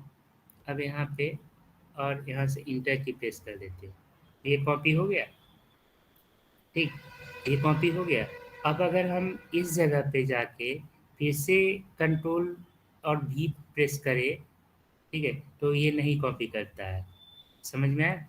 लेकिन यही चीज़ अगर आप देखो, इसको कॉपी किए और अब यहाँ पे सेलेक्ट करते हैं और फिर यहाँ पे कंट्रोल सेलेक्ट हुआ और फिर यहाँ से भी सेलेक्ट करते हैं।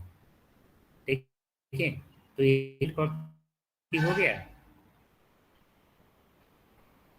ठीक है, तो ये जो टेक्निक है कि सिंगल फील्ड पे कॉपी करना है या मल्टीपल फील्ड पे कॉपी करना है।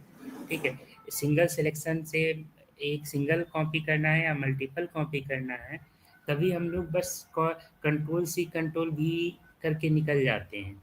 लेकिन जब आप कभी इस तरह का सॉफ्टवेयर बनाने के लिए बैठोगे तो वहाँ पे इस ऑप्शन को कैसे हैंडल करोगे? इसके लिए आपको ऑप्शनल फील्ड में आपको ऑप्शन दिया गया है कि 1 बिट कॉपी फ्लैग है। यहाँ पे 1 बिट कॉपी फ्लैग की वैल्यू क्या है? 0 सेट कर दी गई है। लेकिन इस केस में मल्टीपल सिलेक्शन जब आप करते हो, सेल को सिलेक्ट कर लेते हो, तो मल्टीपल सिलेक्शन हो गया, मतलब कॉपी फ्लैग की वैल्यू 1 हो रखी गई है, जिससे कि एक से ज़्यादा फील्ड पे कॉपी हो जाता है। समझ में आया?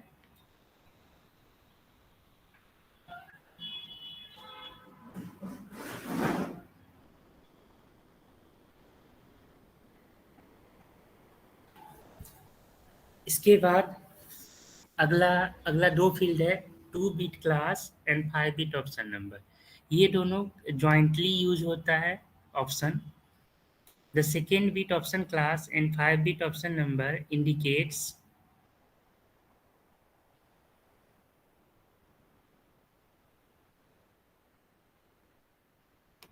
यहाँ ब्लॉक में ही है, अच्छे से दिया हुआ।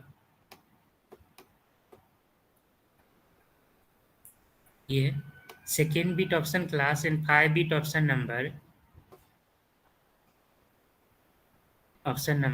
indicate the type of option and its particular value।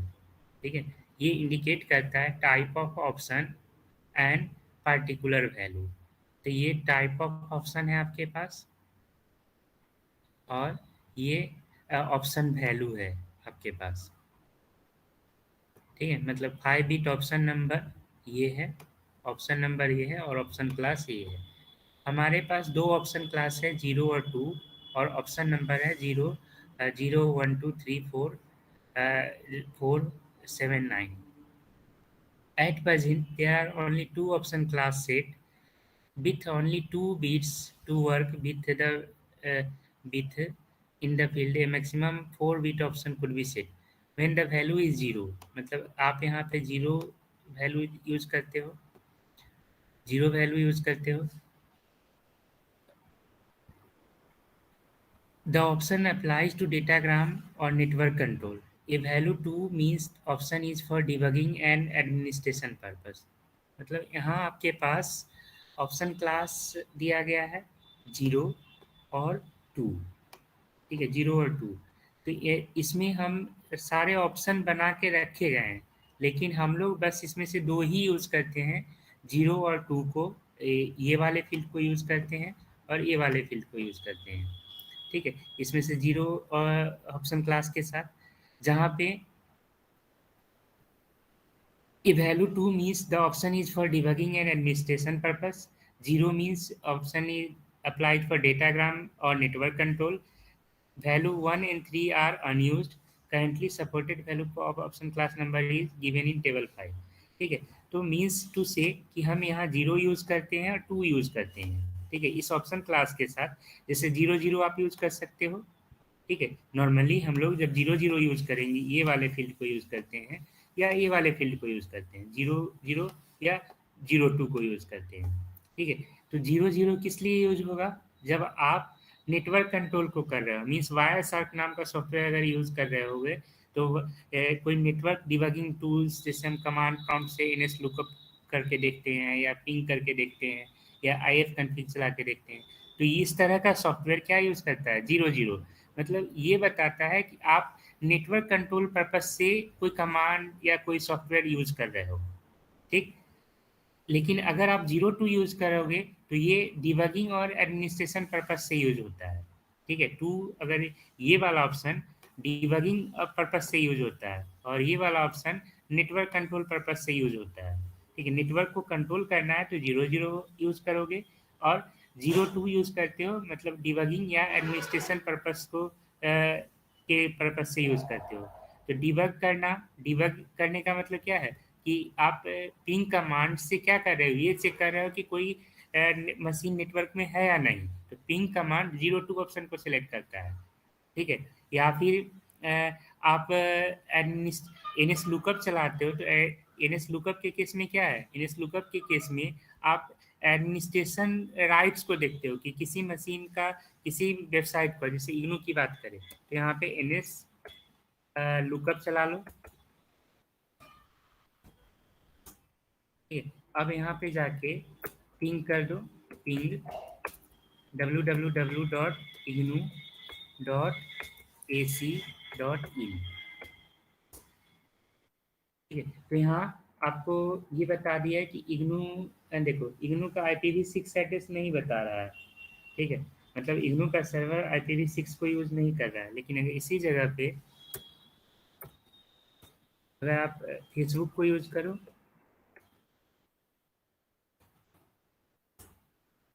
तो फेसबुक IPv6 एड्रेस बता रहा है, लेकिन इग्नू के केस में IPv6 आपको नहीं बता रहा है। मतलब यहाँ पे आप क्या चेक करना चाह रहे हो? ठीक है, आप एडमिनिस्ट्रेशन राइट्स देखना चाहते हो कि इसमें क्या अपडेट कर सकते हैं, क्या अपग्रेड कर सकते हैं हम अपने सॉफ्टवेयर पे। ठीक है, जबकि इस केस में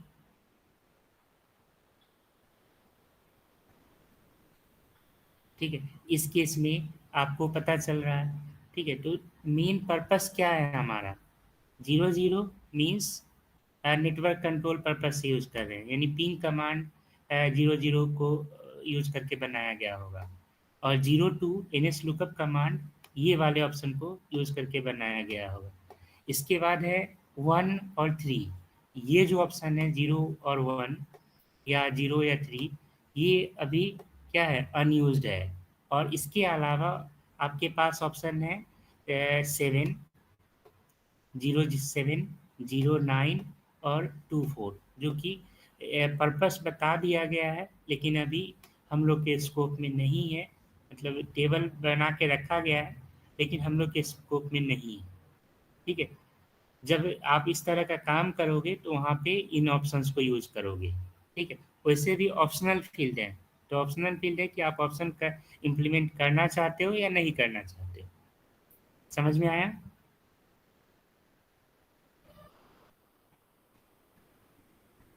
ठीक, तो इससे previous year question paper check करोगे तो 8 से 10 नंबर, मतलब 5 से 8 नंबर का क्वेश्चन ऑलमोस्ट ईयर में एक बार पूछता ही है। पर्पस बस इतना होगा, हमने जितना बताया है उतना ही लिखना है। ठीक है, 2 से 2.5 नंबर का एक पॉइंट रहेगा कि ऑप्शन किस लिए यूज करते हैं या आइडेंटिफायर किस लिए यूज करते हैं या उनका सिग्निफिकेंस क्या है या TTL का सिग्निफिकेंस क्या है। ठीक है, या फ्लैग का सिग्निफिकेंस क्या है। तो ये क्वेश्चन आपको 2 नंबर 2.5 नंबर में पूछा जाता है। 3 से 4 लाइन में इसका जवाब देना है। ध्यान बस ये रखना है कि ये कितना फील्ड है, मतलब ये याद रख लीजिएगा कि इसमें कौन सा फील्ड कितना बीट का है। ठीक है, यहाँ पे मिसप्रिंट है, यहाँ 8 होता है। 4 4 8 और 8 16 16 32, यहाँ 16 3 19 और 13 32, यहाँ 8 8 16 32। तो हर एक रो 32 बीट का बीट्स का होता है। तो ये सिर्फ जब भी इनको एक्सप्लेन करने जाओ तो इनके फील्ड्स देख लो कि कितने बीट्स का फील्ड है, वो लिखना है। फिर इससे पता चल जाएगा कि वर्जन किस पर्पज से यूज होता है। ठीक है, नाम से पता चल जाएगा कि ये किस लिए यूज होता है। ठीक है, तो 2 चीज़ लिखना है, एक नाम ऐसे आइडेंटिफाई कर लो कि ये किस लिए यूज होता है, और दूसरा कितने बीट्स का होता है, ये सिग्निफिकेंस में बता देना है। ठीक है, समझ आया? अगला टॉपिक है आईपी एड्रेसेस। ये भी इम्पोर्टेंट टॉपिक है, आईपी एड्रेस। इससे भी अच्छे खासे क्वेश्चंस आते हैं। ठीक है, एग्जाम में, थ्योरी एग्जाम में।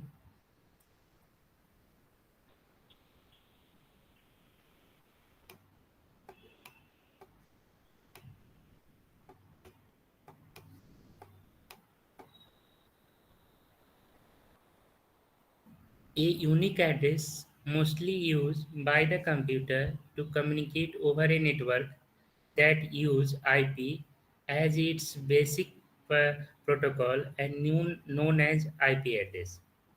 मतलब नेटवर्क में एक यूनिक एड्रेस हर एक मशीन को असाइन किया जाता है, और वो यूनिक एड्रेस क्या कहलाता है? आईपी एड्रेस कहलाता है। IP address is a unique number assigned to any device operating on the IP network। ठीक है, for example a computer router printer। मतलब नेटवर्क में जब भी कोई नेटवर्क डिवाइस अटैच की जाती है, खासकर जैसे कंप्यूटर हो गया या प्रिंटर हो गया या राउटर हो गया, जो तो उनको एक यूनिक आईपी दिया जाता है। Generally, we do not assign an IP address to a computer, rather we assign it for the interfaces। अच्छा, एक चीज़ बताओ, अगर मान लो आपके फ़ोन में 2 सिम का ऑप्शन है, तो दोनों सिम पे इंटरनेट है, तो कितना आईपी दिखाएगा? या कितने ऑप्शन से इंटरनेट चला सकते हो? 2। मतलब 2 सिम है, मतलब 2 आप आईपी यूज़ कर सकते हो। ठीक है, जैसे 2 डिफरेंट नेटवर्क है या सेम नेटवर्क का है, मान लो एक एयरटेल का सिम है, दूसरा जियो का सिम है, तो आप एयरटेल का भी इंटरनेट यूज़ कर सकते हो और जियो का भी इंटरनेट यूज़ कर सकते हो। ठीक है, इसका ये कतई मतलब नहीं है कि जब हम आईपी एड्रेस सेट करते हैं तो हम मोबाइल का आईपी एड्रेस सेट करते हैं। बेसिकली इंटरफेस का आईपी सेट करते हैं। इंटरफेस मतलब सिम। ठीक है, तो इसी तरीके से हमारे कंप्यूटर, आपके कंप्यूटर में जो नेटवर्क इंटरफेस कार्ड अटैच्ड होता है मदरबोर्ड पे, ठीक है, जिससे कि हम वह स्विच या राउटर का वायर कनेक्ट करते हैं। ठीक है, तो अगर हमारे सिस्टम पे 2 एनआईसी अटैच्ड है, इसका मतलब हम 2 आईपी एड्रेस सेट करेंगे, 2 राउटर को कनेक्ट कर सकते हैं, 2 स्विच को कनेक्ट कर सकते हैं। ठीक है, तो 2 एनआईसी अटैच्ड है, मतलब 2 आईपी हम मैनुअली सेट करके रख सकते हैं। ठीक है, ये कतई मतलब नहीं होता है कि अगर हमारा कंप्यूटर एक है तो हम एक कंप्यूटर आईपी एड्रेस का मतलब कंप्यूटर, जनरली हम कंप्यूटर के आईपी से जानते हैं, नहीं, बेसिकली वो एनआईसी का एड्रेस होता है। ठीक है, समझ आया? जी सर।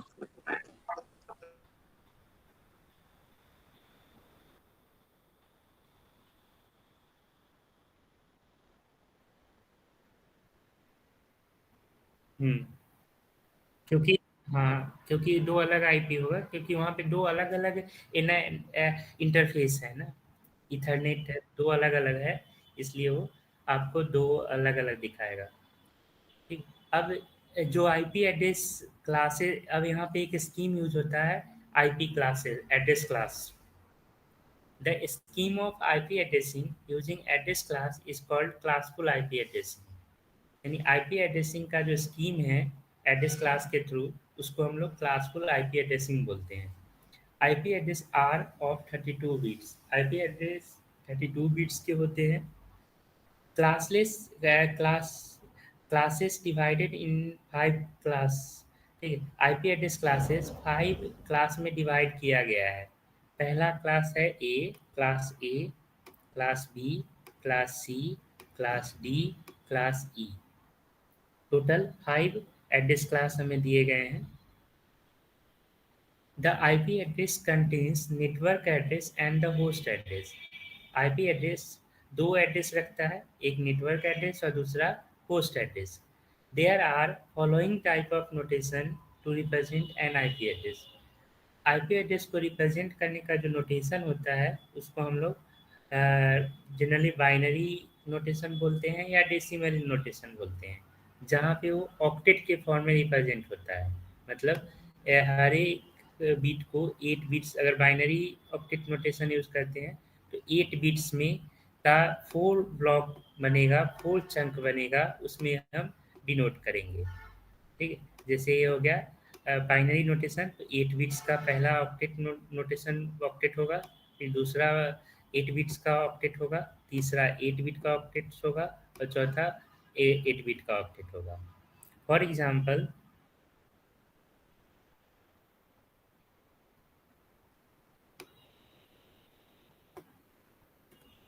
जैसे यहाँ पे अगर देखा जाए तो ये आईपी है फेसबुक का।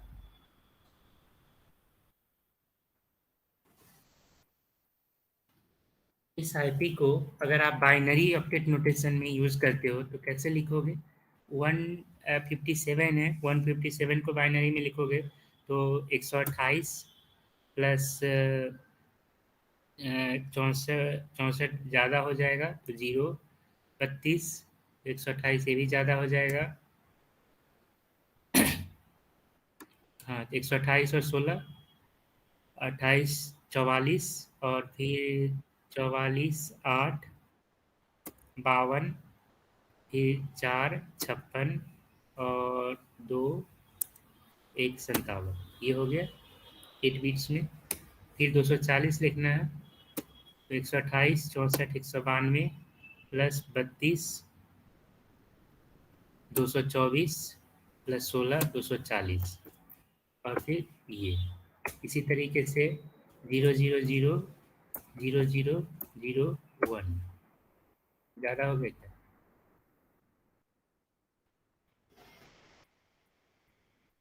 इसके बाद ये हो गया आपका 35 लिखना है तो 0, 128, 0, 64, 0, 32, 1, 16, 0, 8, 0, 4, 0, 2, 1, 1, 1।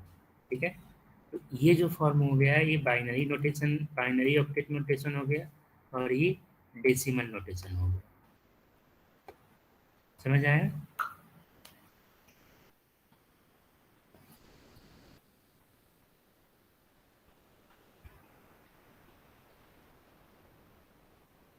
अब यहाँ पे अलग अलग क्लासेस हैं। पहला है class A. Class A consist of 8 bits network ID and 24 bit host ID. ठीक है, जो यहाँ 8 बिट है, ठीक है, फॉर एग्जांपल जैसे मान लीजिए यहाँ पे ये होता 100 होता, तो अब या हाँ यहाँ 0 कर देते हैं तो 64,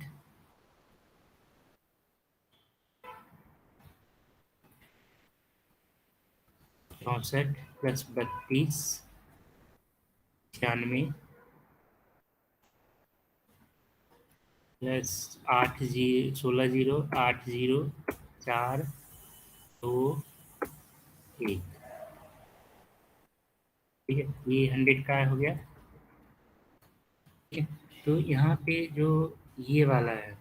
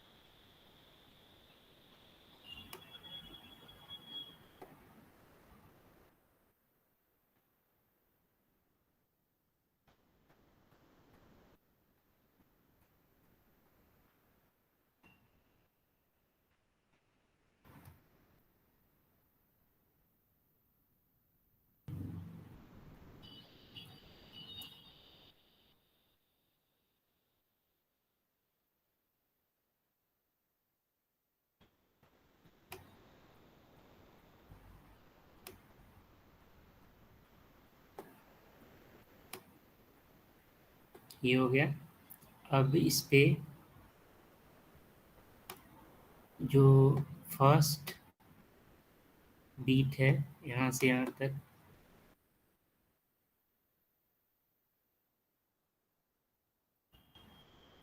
यहाँ से यहाँ तक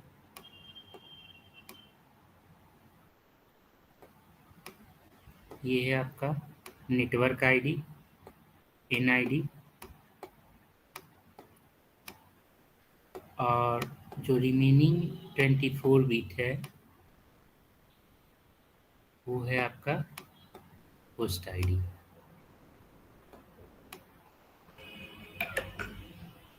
रिमेनिंग 24 बिट है, ये है होस्ट आईडी।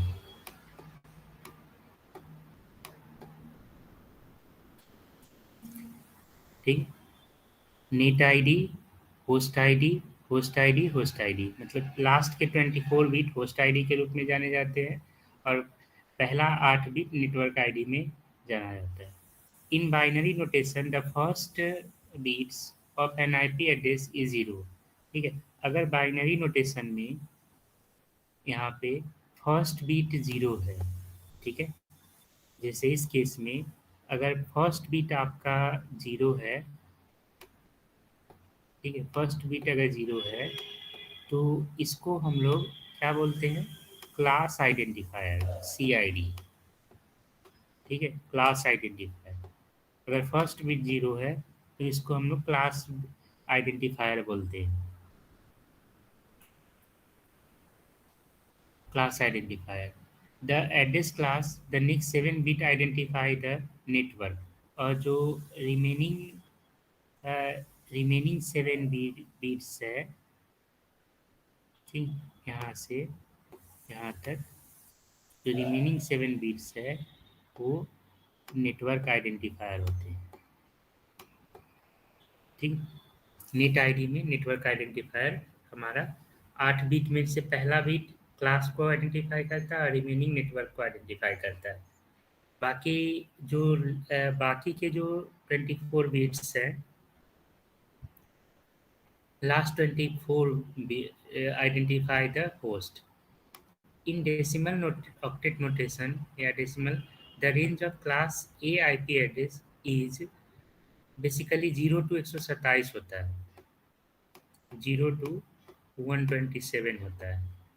ठीक है, जिसमें से वैलिड IP आपका 1 to 126 होता है। ठीक है, मतलब 0 वाला IP और 127 वाला IP यूज नहीं होता है। 0 और 255, ठीक है, जो IP एड्रेस का रेंज है वो 0 से 255 होता है। तो 0 से कभी कोई IP नहीं दी जाती है और 255 वाली IP जनरली नहीं दी जाती है नेटवर्क में। ठीक है, इसका यूज ब्रॉडकास्टिंग और मल्टीकास्टिंग पर्पस के लिए होता है। तो ये नंबर को छोड़ के रखा जाता है, नहीं यूज किया जाता है। ठीक है, तो जब भी क्लास A का वैलिड IP बनाया जाएगा तो उसका होता है 101 से 126। 127 वाला IP प्राइवेट IP के रूप में यूज होता है, यानी लूप बैक IP एड्रेस के लिए यूज होता है। जैसे अगर मान लो किसी मशीन का आपको IP एड्रेस नहीं पता है, ठीक है, तो आप वहाँ पे लिख सकते हो लेट से, जैसे मान लो पिंग करते हो, ठीक है, पिंग। अगर IP एड्रेस नहीं पता है तो आप यहाँ लिख दीजिए 127.0.0.1। ये हर एक मशीन का IP होता है, ये सभी जगह चलेगा, आपको हर एक जगह चलेगा। ठीक है, फिर से पिंग 127.0.0.1। ये मेरे मशीन पे चल रहा है, ये आपके मशीन पे चलेगा, किसी और के मशीन पे चलेगा, ये हर एक मशीन पे चलता है। ठीक है, ये इसलिए चलता है क्योंकि इसको प्राइवेट IP बोला गया। 127 से स्टार्टिंग वाली जो IP है वो लूप बैक IP एड्रेस होता है। ठीक है, या फिर इसके जगह पे लूप बैक IP को स्ट्रिंग नेम होता है लोकल होस्ट।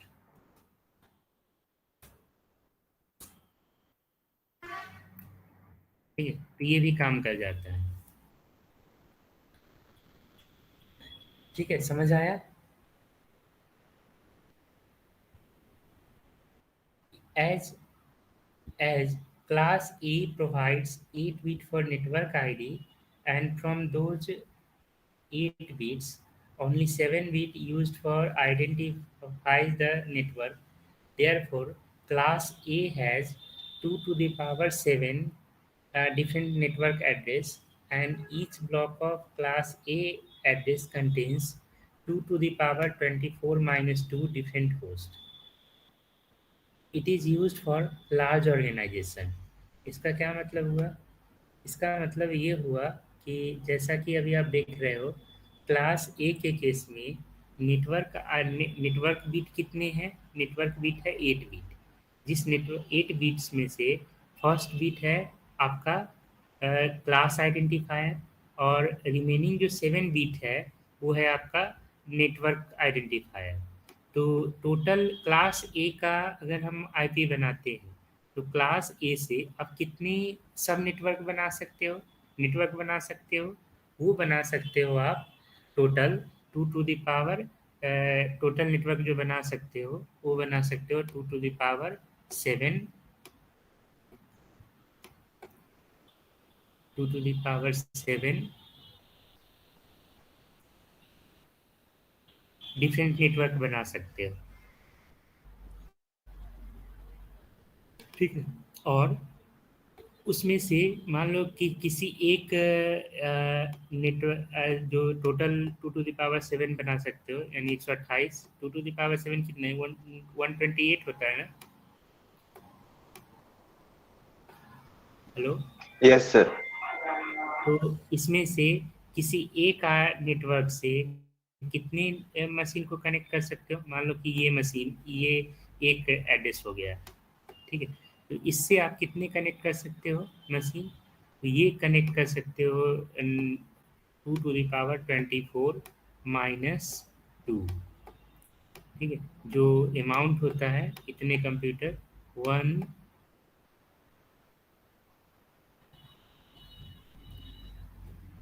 वो अमाउंट होता है आपका 16,777,214 16,777,214, ठीक है। इतने कंप्यूटर को क्लास ए के केस में एक नेटवर्क से आप अटैच कर सकते हो बीइंग एज ए होस्ट। समझ में आया? जी सर। ठीक है। तो अगर क्लास ए का ऑर्गेनाइजेशन अगर कोई बनता है तो उसमें इतने कंप्यूटर को कनेक्ट किया जा सकता है एक नेटवर्क से। तो इसीलिए कहा गया कि ये मैक्सिमम ऑर्गेनाइजेशन के लिए, जो लार्जर ऑर्गेनाइजेशन होते हैं उसके यहाँ यूज होता है। इसके बाद है दूसरा है आपका class B. Class B address consists of 16 bit network ID and 16 bit for host ID। यहाँ पे 16 बिट नेटवर्क आईडी के लिए होते हैं और 16 बिट होस्ट आईडी के लिए होता है। In binary notation, if the first 2 bits, यहाँ पे फर्स्ट 2 छुटा हुआ है, first 2 bits of the address are 10, it is a class B network address. The first 2 bits identify the class and next 14 bits identify the network and last 16 bit identify the host। मतलब total 32 bit है, जिसमें से पहला 2 bit class को identify करता है, अगला 14 bit यानी नेक्स्ट 14 बिट्स आइडेंटिफाई करता है नेटवर्क को, एंड लास्ट 16 बिट आइडेंटिफाई करता है होस्ट को। In decimal notation, the range of class B IP address is from 128 to 191। 128 से 191 इसका रेंज होता है डेसिमल में। बाइनरी में कैसे आइडेंटिफाई करोगे? अगर फर्स्ट 2 बिट्स 10 है तो क्लास बी, और अगर डेसिमल में 128 से 191 के बीच में है तो क्लास बी। क्लास बी के केस में आप टोटल नंबर ऑफ नेटवर्क कितने बना सकते हो? 2 to the power 14 -2 इतने नेटवर्क बना सकते हो। और उससे उस एक नेटवर्क से कितने मशीन को कनेक्ट कर सकते हो? 2 to the power 16 -2 नेटवर्क को भी कनेक्ट कर सकते हो। समझ में आया?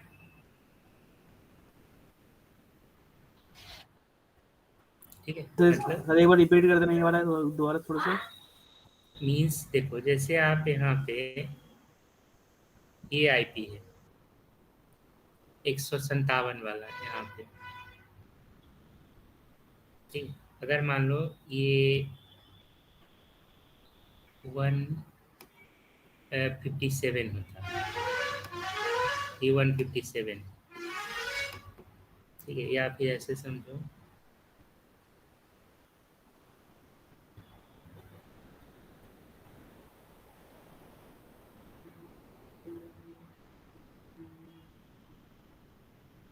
यहाँ पे 157 कर दीजिए।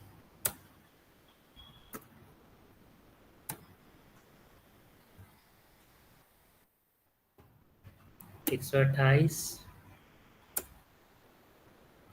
+ 16 44 + 8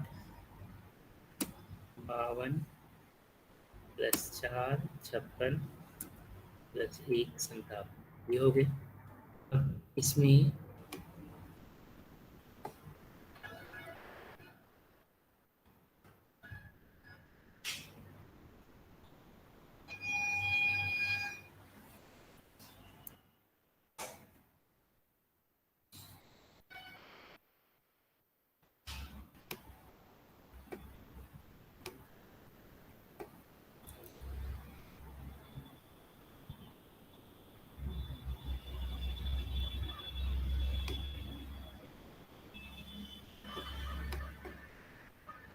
पहला 16 बिट नेटवर्क बीट हो गया, ठीक है।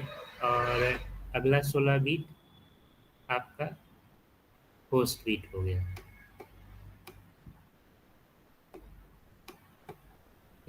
ये हो गया आपका होस्ट बीट।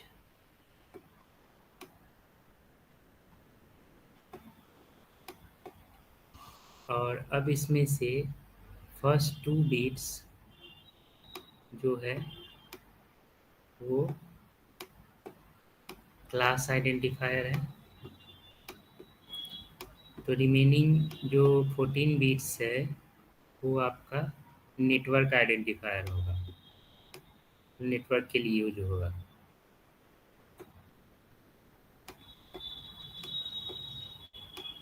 नेटवर्क के लिए नेटवर्क आइडेंटिफायर होगा।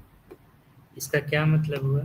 इसका मतलब ये हुआ कि क्लास ए का जो टोटल नंबर ऑफ नेटवर्क बनेगा, ठीक है, क्लास ए का अगर इस केस में आप टोटल नंबर ऑफ नेटवर्क बनाते हो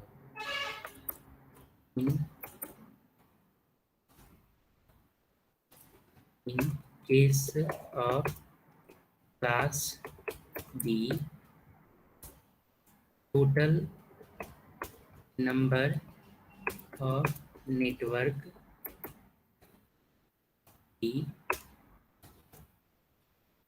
2 to the power 2 to the power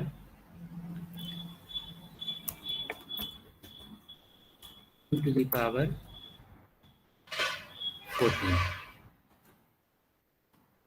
ठीक है, 2 to the power 14, that is 16384 हो सकता है नेटवर्क। और जो and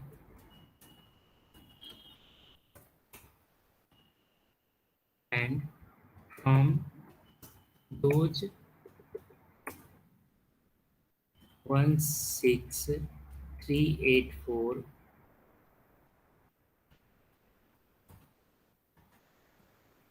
network,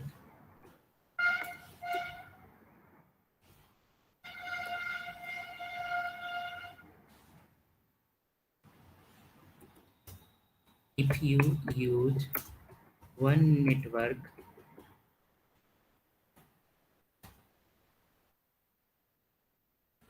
of class B IP, then you will connect maximum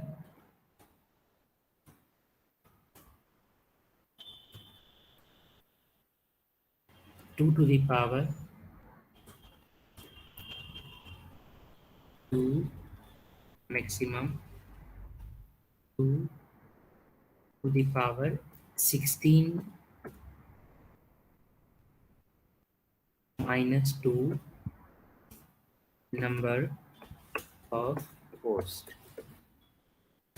इतना होस्ट कनेक्ट कर सकते हैं, मतलब किसी एक आईपी से, फॉर एग्जांपल इस एक आईपी से आप टोटल नंबर ऑफ कंप्यूटर कितना कनेक्ट कर सकते हो, ये हो जाएगा 2 to the power 16 minus 2, that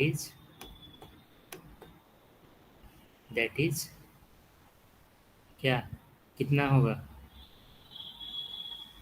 65,534।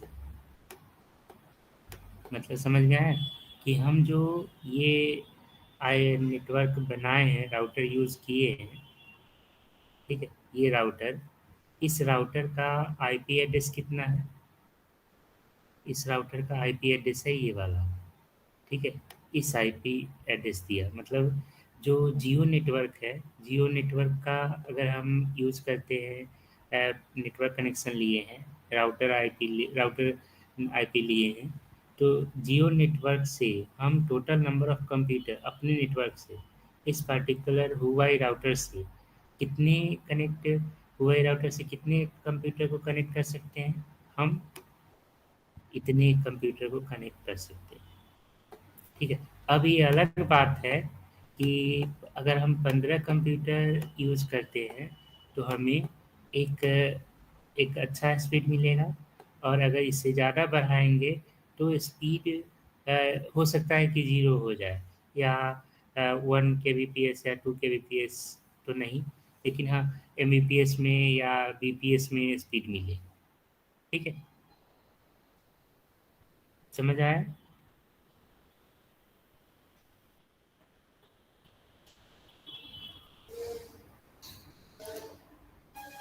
इसी तरीके से है class C. Class C consists of 24-bit network ID and 8-bit host ID. In binary octet notation, the first 3 bits, यहाँ फर्स्ट 3 बिट्स ने क्लास को आइडेंटिफाई करता है, और रिमेनिंग 21 बिट नेटवर्क को आइडेंटिफाई करता है, और लास्ट 8 बिट होस्ट को आइडेंटिफाई करता है। In decimal octet notation, the range of class C IP address is 192 to 223, 192 से 223 होता है, and class address, the first 3 bits class are class identifier, remaining 21 bits are used for network identifier, and last 8 bits are used for identify the host. Class C address support 2 to the power 21 minus 2 network block number, and from those 2 to the power 24 one network block, अगर आप कोई एक network block use करते हो तो वहाँ पे एक नेटवर्क से आप कितने को कनेक्ट कर सकते हो, 2 to the power 8 minus 2 host को, ठीक है। जैसे फॉर एग्जांपल, जैसे इस मशीन का जब हम, ये तो हमारा राउटर का आईपी हो गया, ठीक है, इस राउटर से हम कनेक्ट कर सकते हैं मैक्सिमम नंबर ऑफ कंप्यूटर इतना, लेकिन अगर हमें जब हम इसको यूज़ करते हैं तो इस राउटर को हम as a WiFi router use कर रहे हैं, ठीक है, तो वाईफाई राउटर यूज़ कर रहे हैं, या फिर अगर हम एज ए स्विच यूज़ करें, ठीक है, तो हम जब वाईफाई राउटर यूज़ किए तो हमें जो आईपी मिला मेरे मशीन का, वो क्या है, आईपी ठीक है। तो हमें एक DHCP के द्वारा प्राइवेट आईपी दे दिया गया जो है आपका 192.168.8.112। अब इस ये क्लास सी का नेटवर्क बना। इसका मतलब ये हुआ कि अगर हम डीएस अगर हम प्राइवेट नेटवर्क बनाते हैं क्लास सी का, तो मैक्सिमम नंबर ऑफ कंप्यूटर हम कितना कनेक्ट कर सकते हैं अपने इस प्राइवेट नेटवर्क से। ठीक है, इस प्राइवेट नेटवर्क से हम कनेक्ट कर सकते हैं 126 कंप्यूटर को।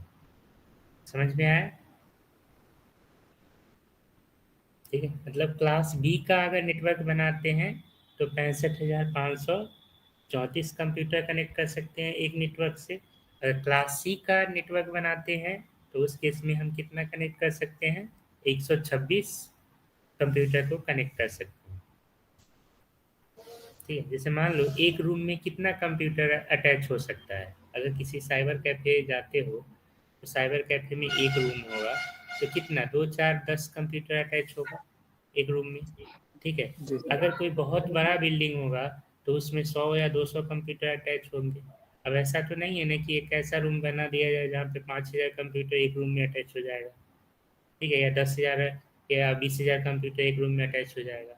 ऐसा तो नहीं होता है ना। ठीक है, तो जनरली हम लोग क्लास सी का नेटवर्क बनाते हैं, प्राइवेट नेटवर्क में यूज़ करते हैं। ठीक, लार्जर ऑर्गेनाइजेशन में क्लास ए का नेटवर्क बनता है। ठीक है, स्मॉल मीडियम स्केल ऑर्गेनाइजेशन में क्लास बी का नेटवर्क बनता है। और जो स्मॉल ऑर्गेनाइजेशन होते हैं वहाँ पे क्लास सी का नेटवर्क बनाया जाता है। समझ में आया?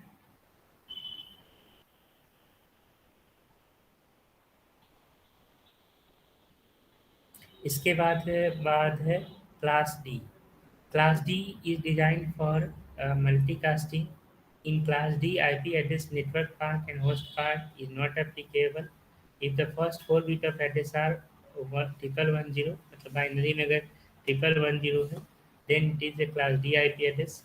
Multicast address are used to address group of computers all at one time. Multicast address identify the group of computers that share a common application such as video conferencing.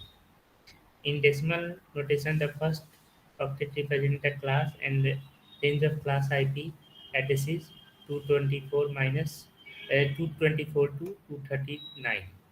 यानी 224 से 239 अगर बाइनरी में आईपी एड्रेस स्टार्टिंग वैल्यू है तो वो class D का IP address होगा। Class D का आईपी एड्रेस मेनली मल्टीकास्टिंग के लिए यूज होता है।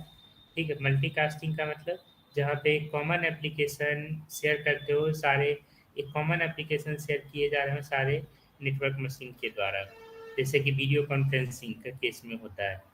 तो क्लास डी के आईपी का यूज होता है मल्टीकास्टिंग के लिए और इसका रेंज 100 224 से 239 के बीच डेसिमल में होता है और बाइनरी में 1110 से स्टार्ट होता है। यहाँ नेटवर्क और होस्ट पार्ट एप्लीकेबल नहीं होते हैं। मतलब ये नहीं है कि आप कितना टोटल नंबर ऑफ कंप्यूटर इतने बना सकते हो या नेटवर्क इतने बना सकते हो, होस्ट इतने कनेक्ट कर सकते हो या नेटवर्क इतने बना सकते हो। और लास्ट है class E. Class E IP address is reserve for special purpose and experimental use. In Class E IP address, network and host part not applicable. In Class E IP address, if the first 4 bit is 4 times 1, then it is Class E IP address. In decimal notation, the first octet represents the class and range of Class E IP address are is from 240 to 254.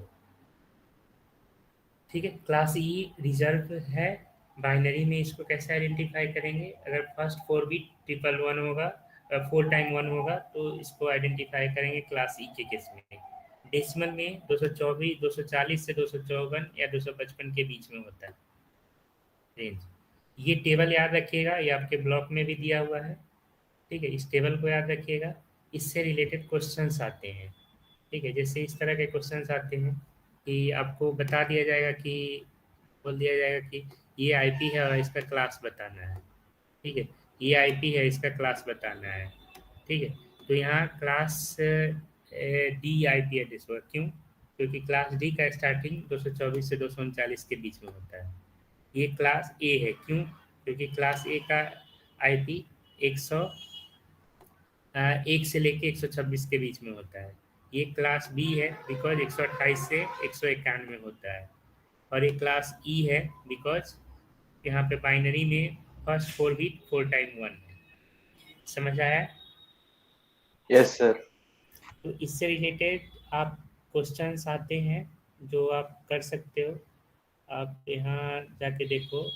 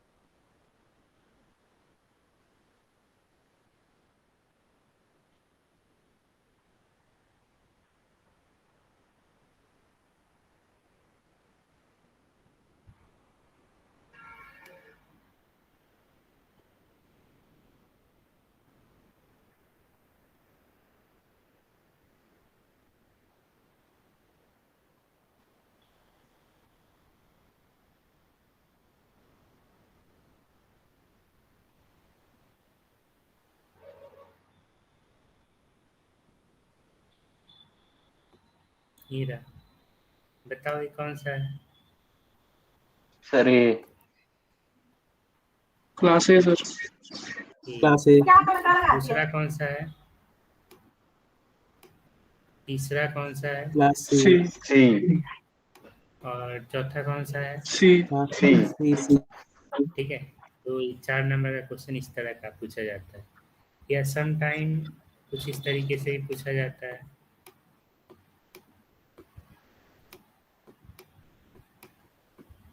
ये रहा, find the error if any in each of the following IP. देखिए इसमें क्या error है? 036 है sir. 036 है। यहाँ पे सिर्फ 36 होना चाहिए, तो यहाँ से 0 हटा दीजिएगा। इसमें क्या एरर है? 226 सर। 255 से आने हैं सर। ये ठीक है सर। ठीक और है, तो इसमें हाँ सर, गलत है सर। 5 ऑक्टेट 225 है से सर। ज्यादा है सर। 5 गलत है ऑक्टेट है। कितने ऑक्टेट होने चाहिए थे? 4।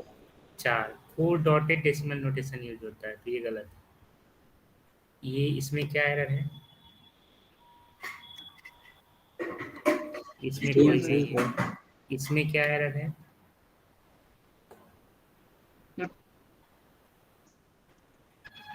हर एक ऑक्टेट में 8 बिट होने चाहिए, जबकि यहाँ पे 8 बिट्स नहीं है। फर्स्ट वाले में ज्यादा है। फर्स्ट वाले में भी तो कम है। Yes sir. 8 बिट का टोटल 32 बिट होना चाहिए, जो कि यहाँ हाँ पे सर। पहले में 8 बिट नहीं है, दूसरे में भी 8 नहीं है, तीसरे में भी 8 नहीं है, चौथे में भी 8 नहीं है। ये बताना है। तो इस तरह के क्वेश्चन आपको इससे भी आते हैं कभी कभी। ठीक है, सर ये थर्ड वाले में बता दीजिए क्या एरर है। इसमें कोई एरर नहीं, देयर इज नो एरर। ठीक है ठीक है, सर। यहाँ क्या करें? Find the error if any. ठीक है, अगर कुछ है तो बताइए, तो इसमें लिख दीजिए देयर इज नो एरर। ठीक है, ओके सर। तो आज के लिए इतना ही, बाकी अगले क्लास में देखते हैं। Okay sir.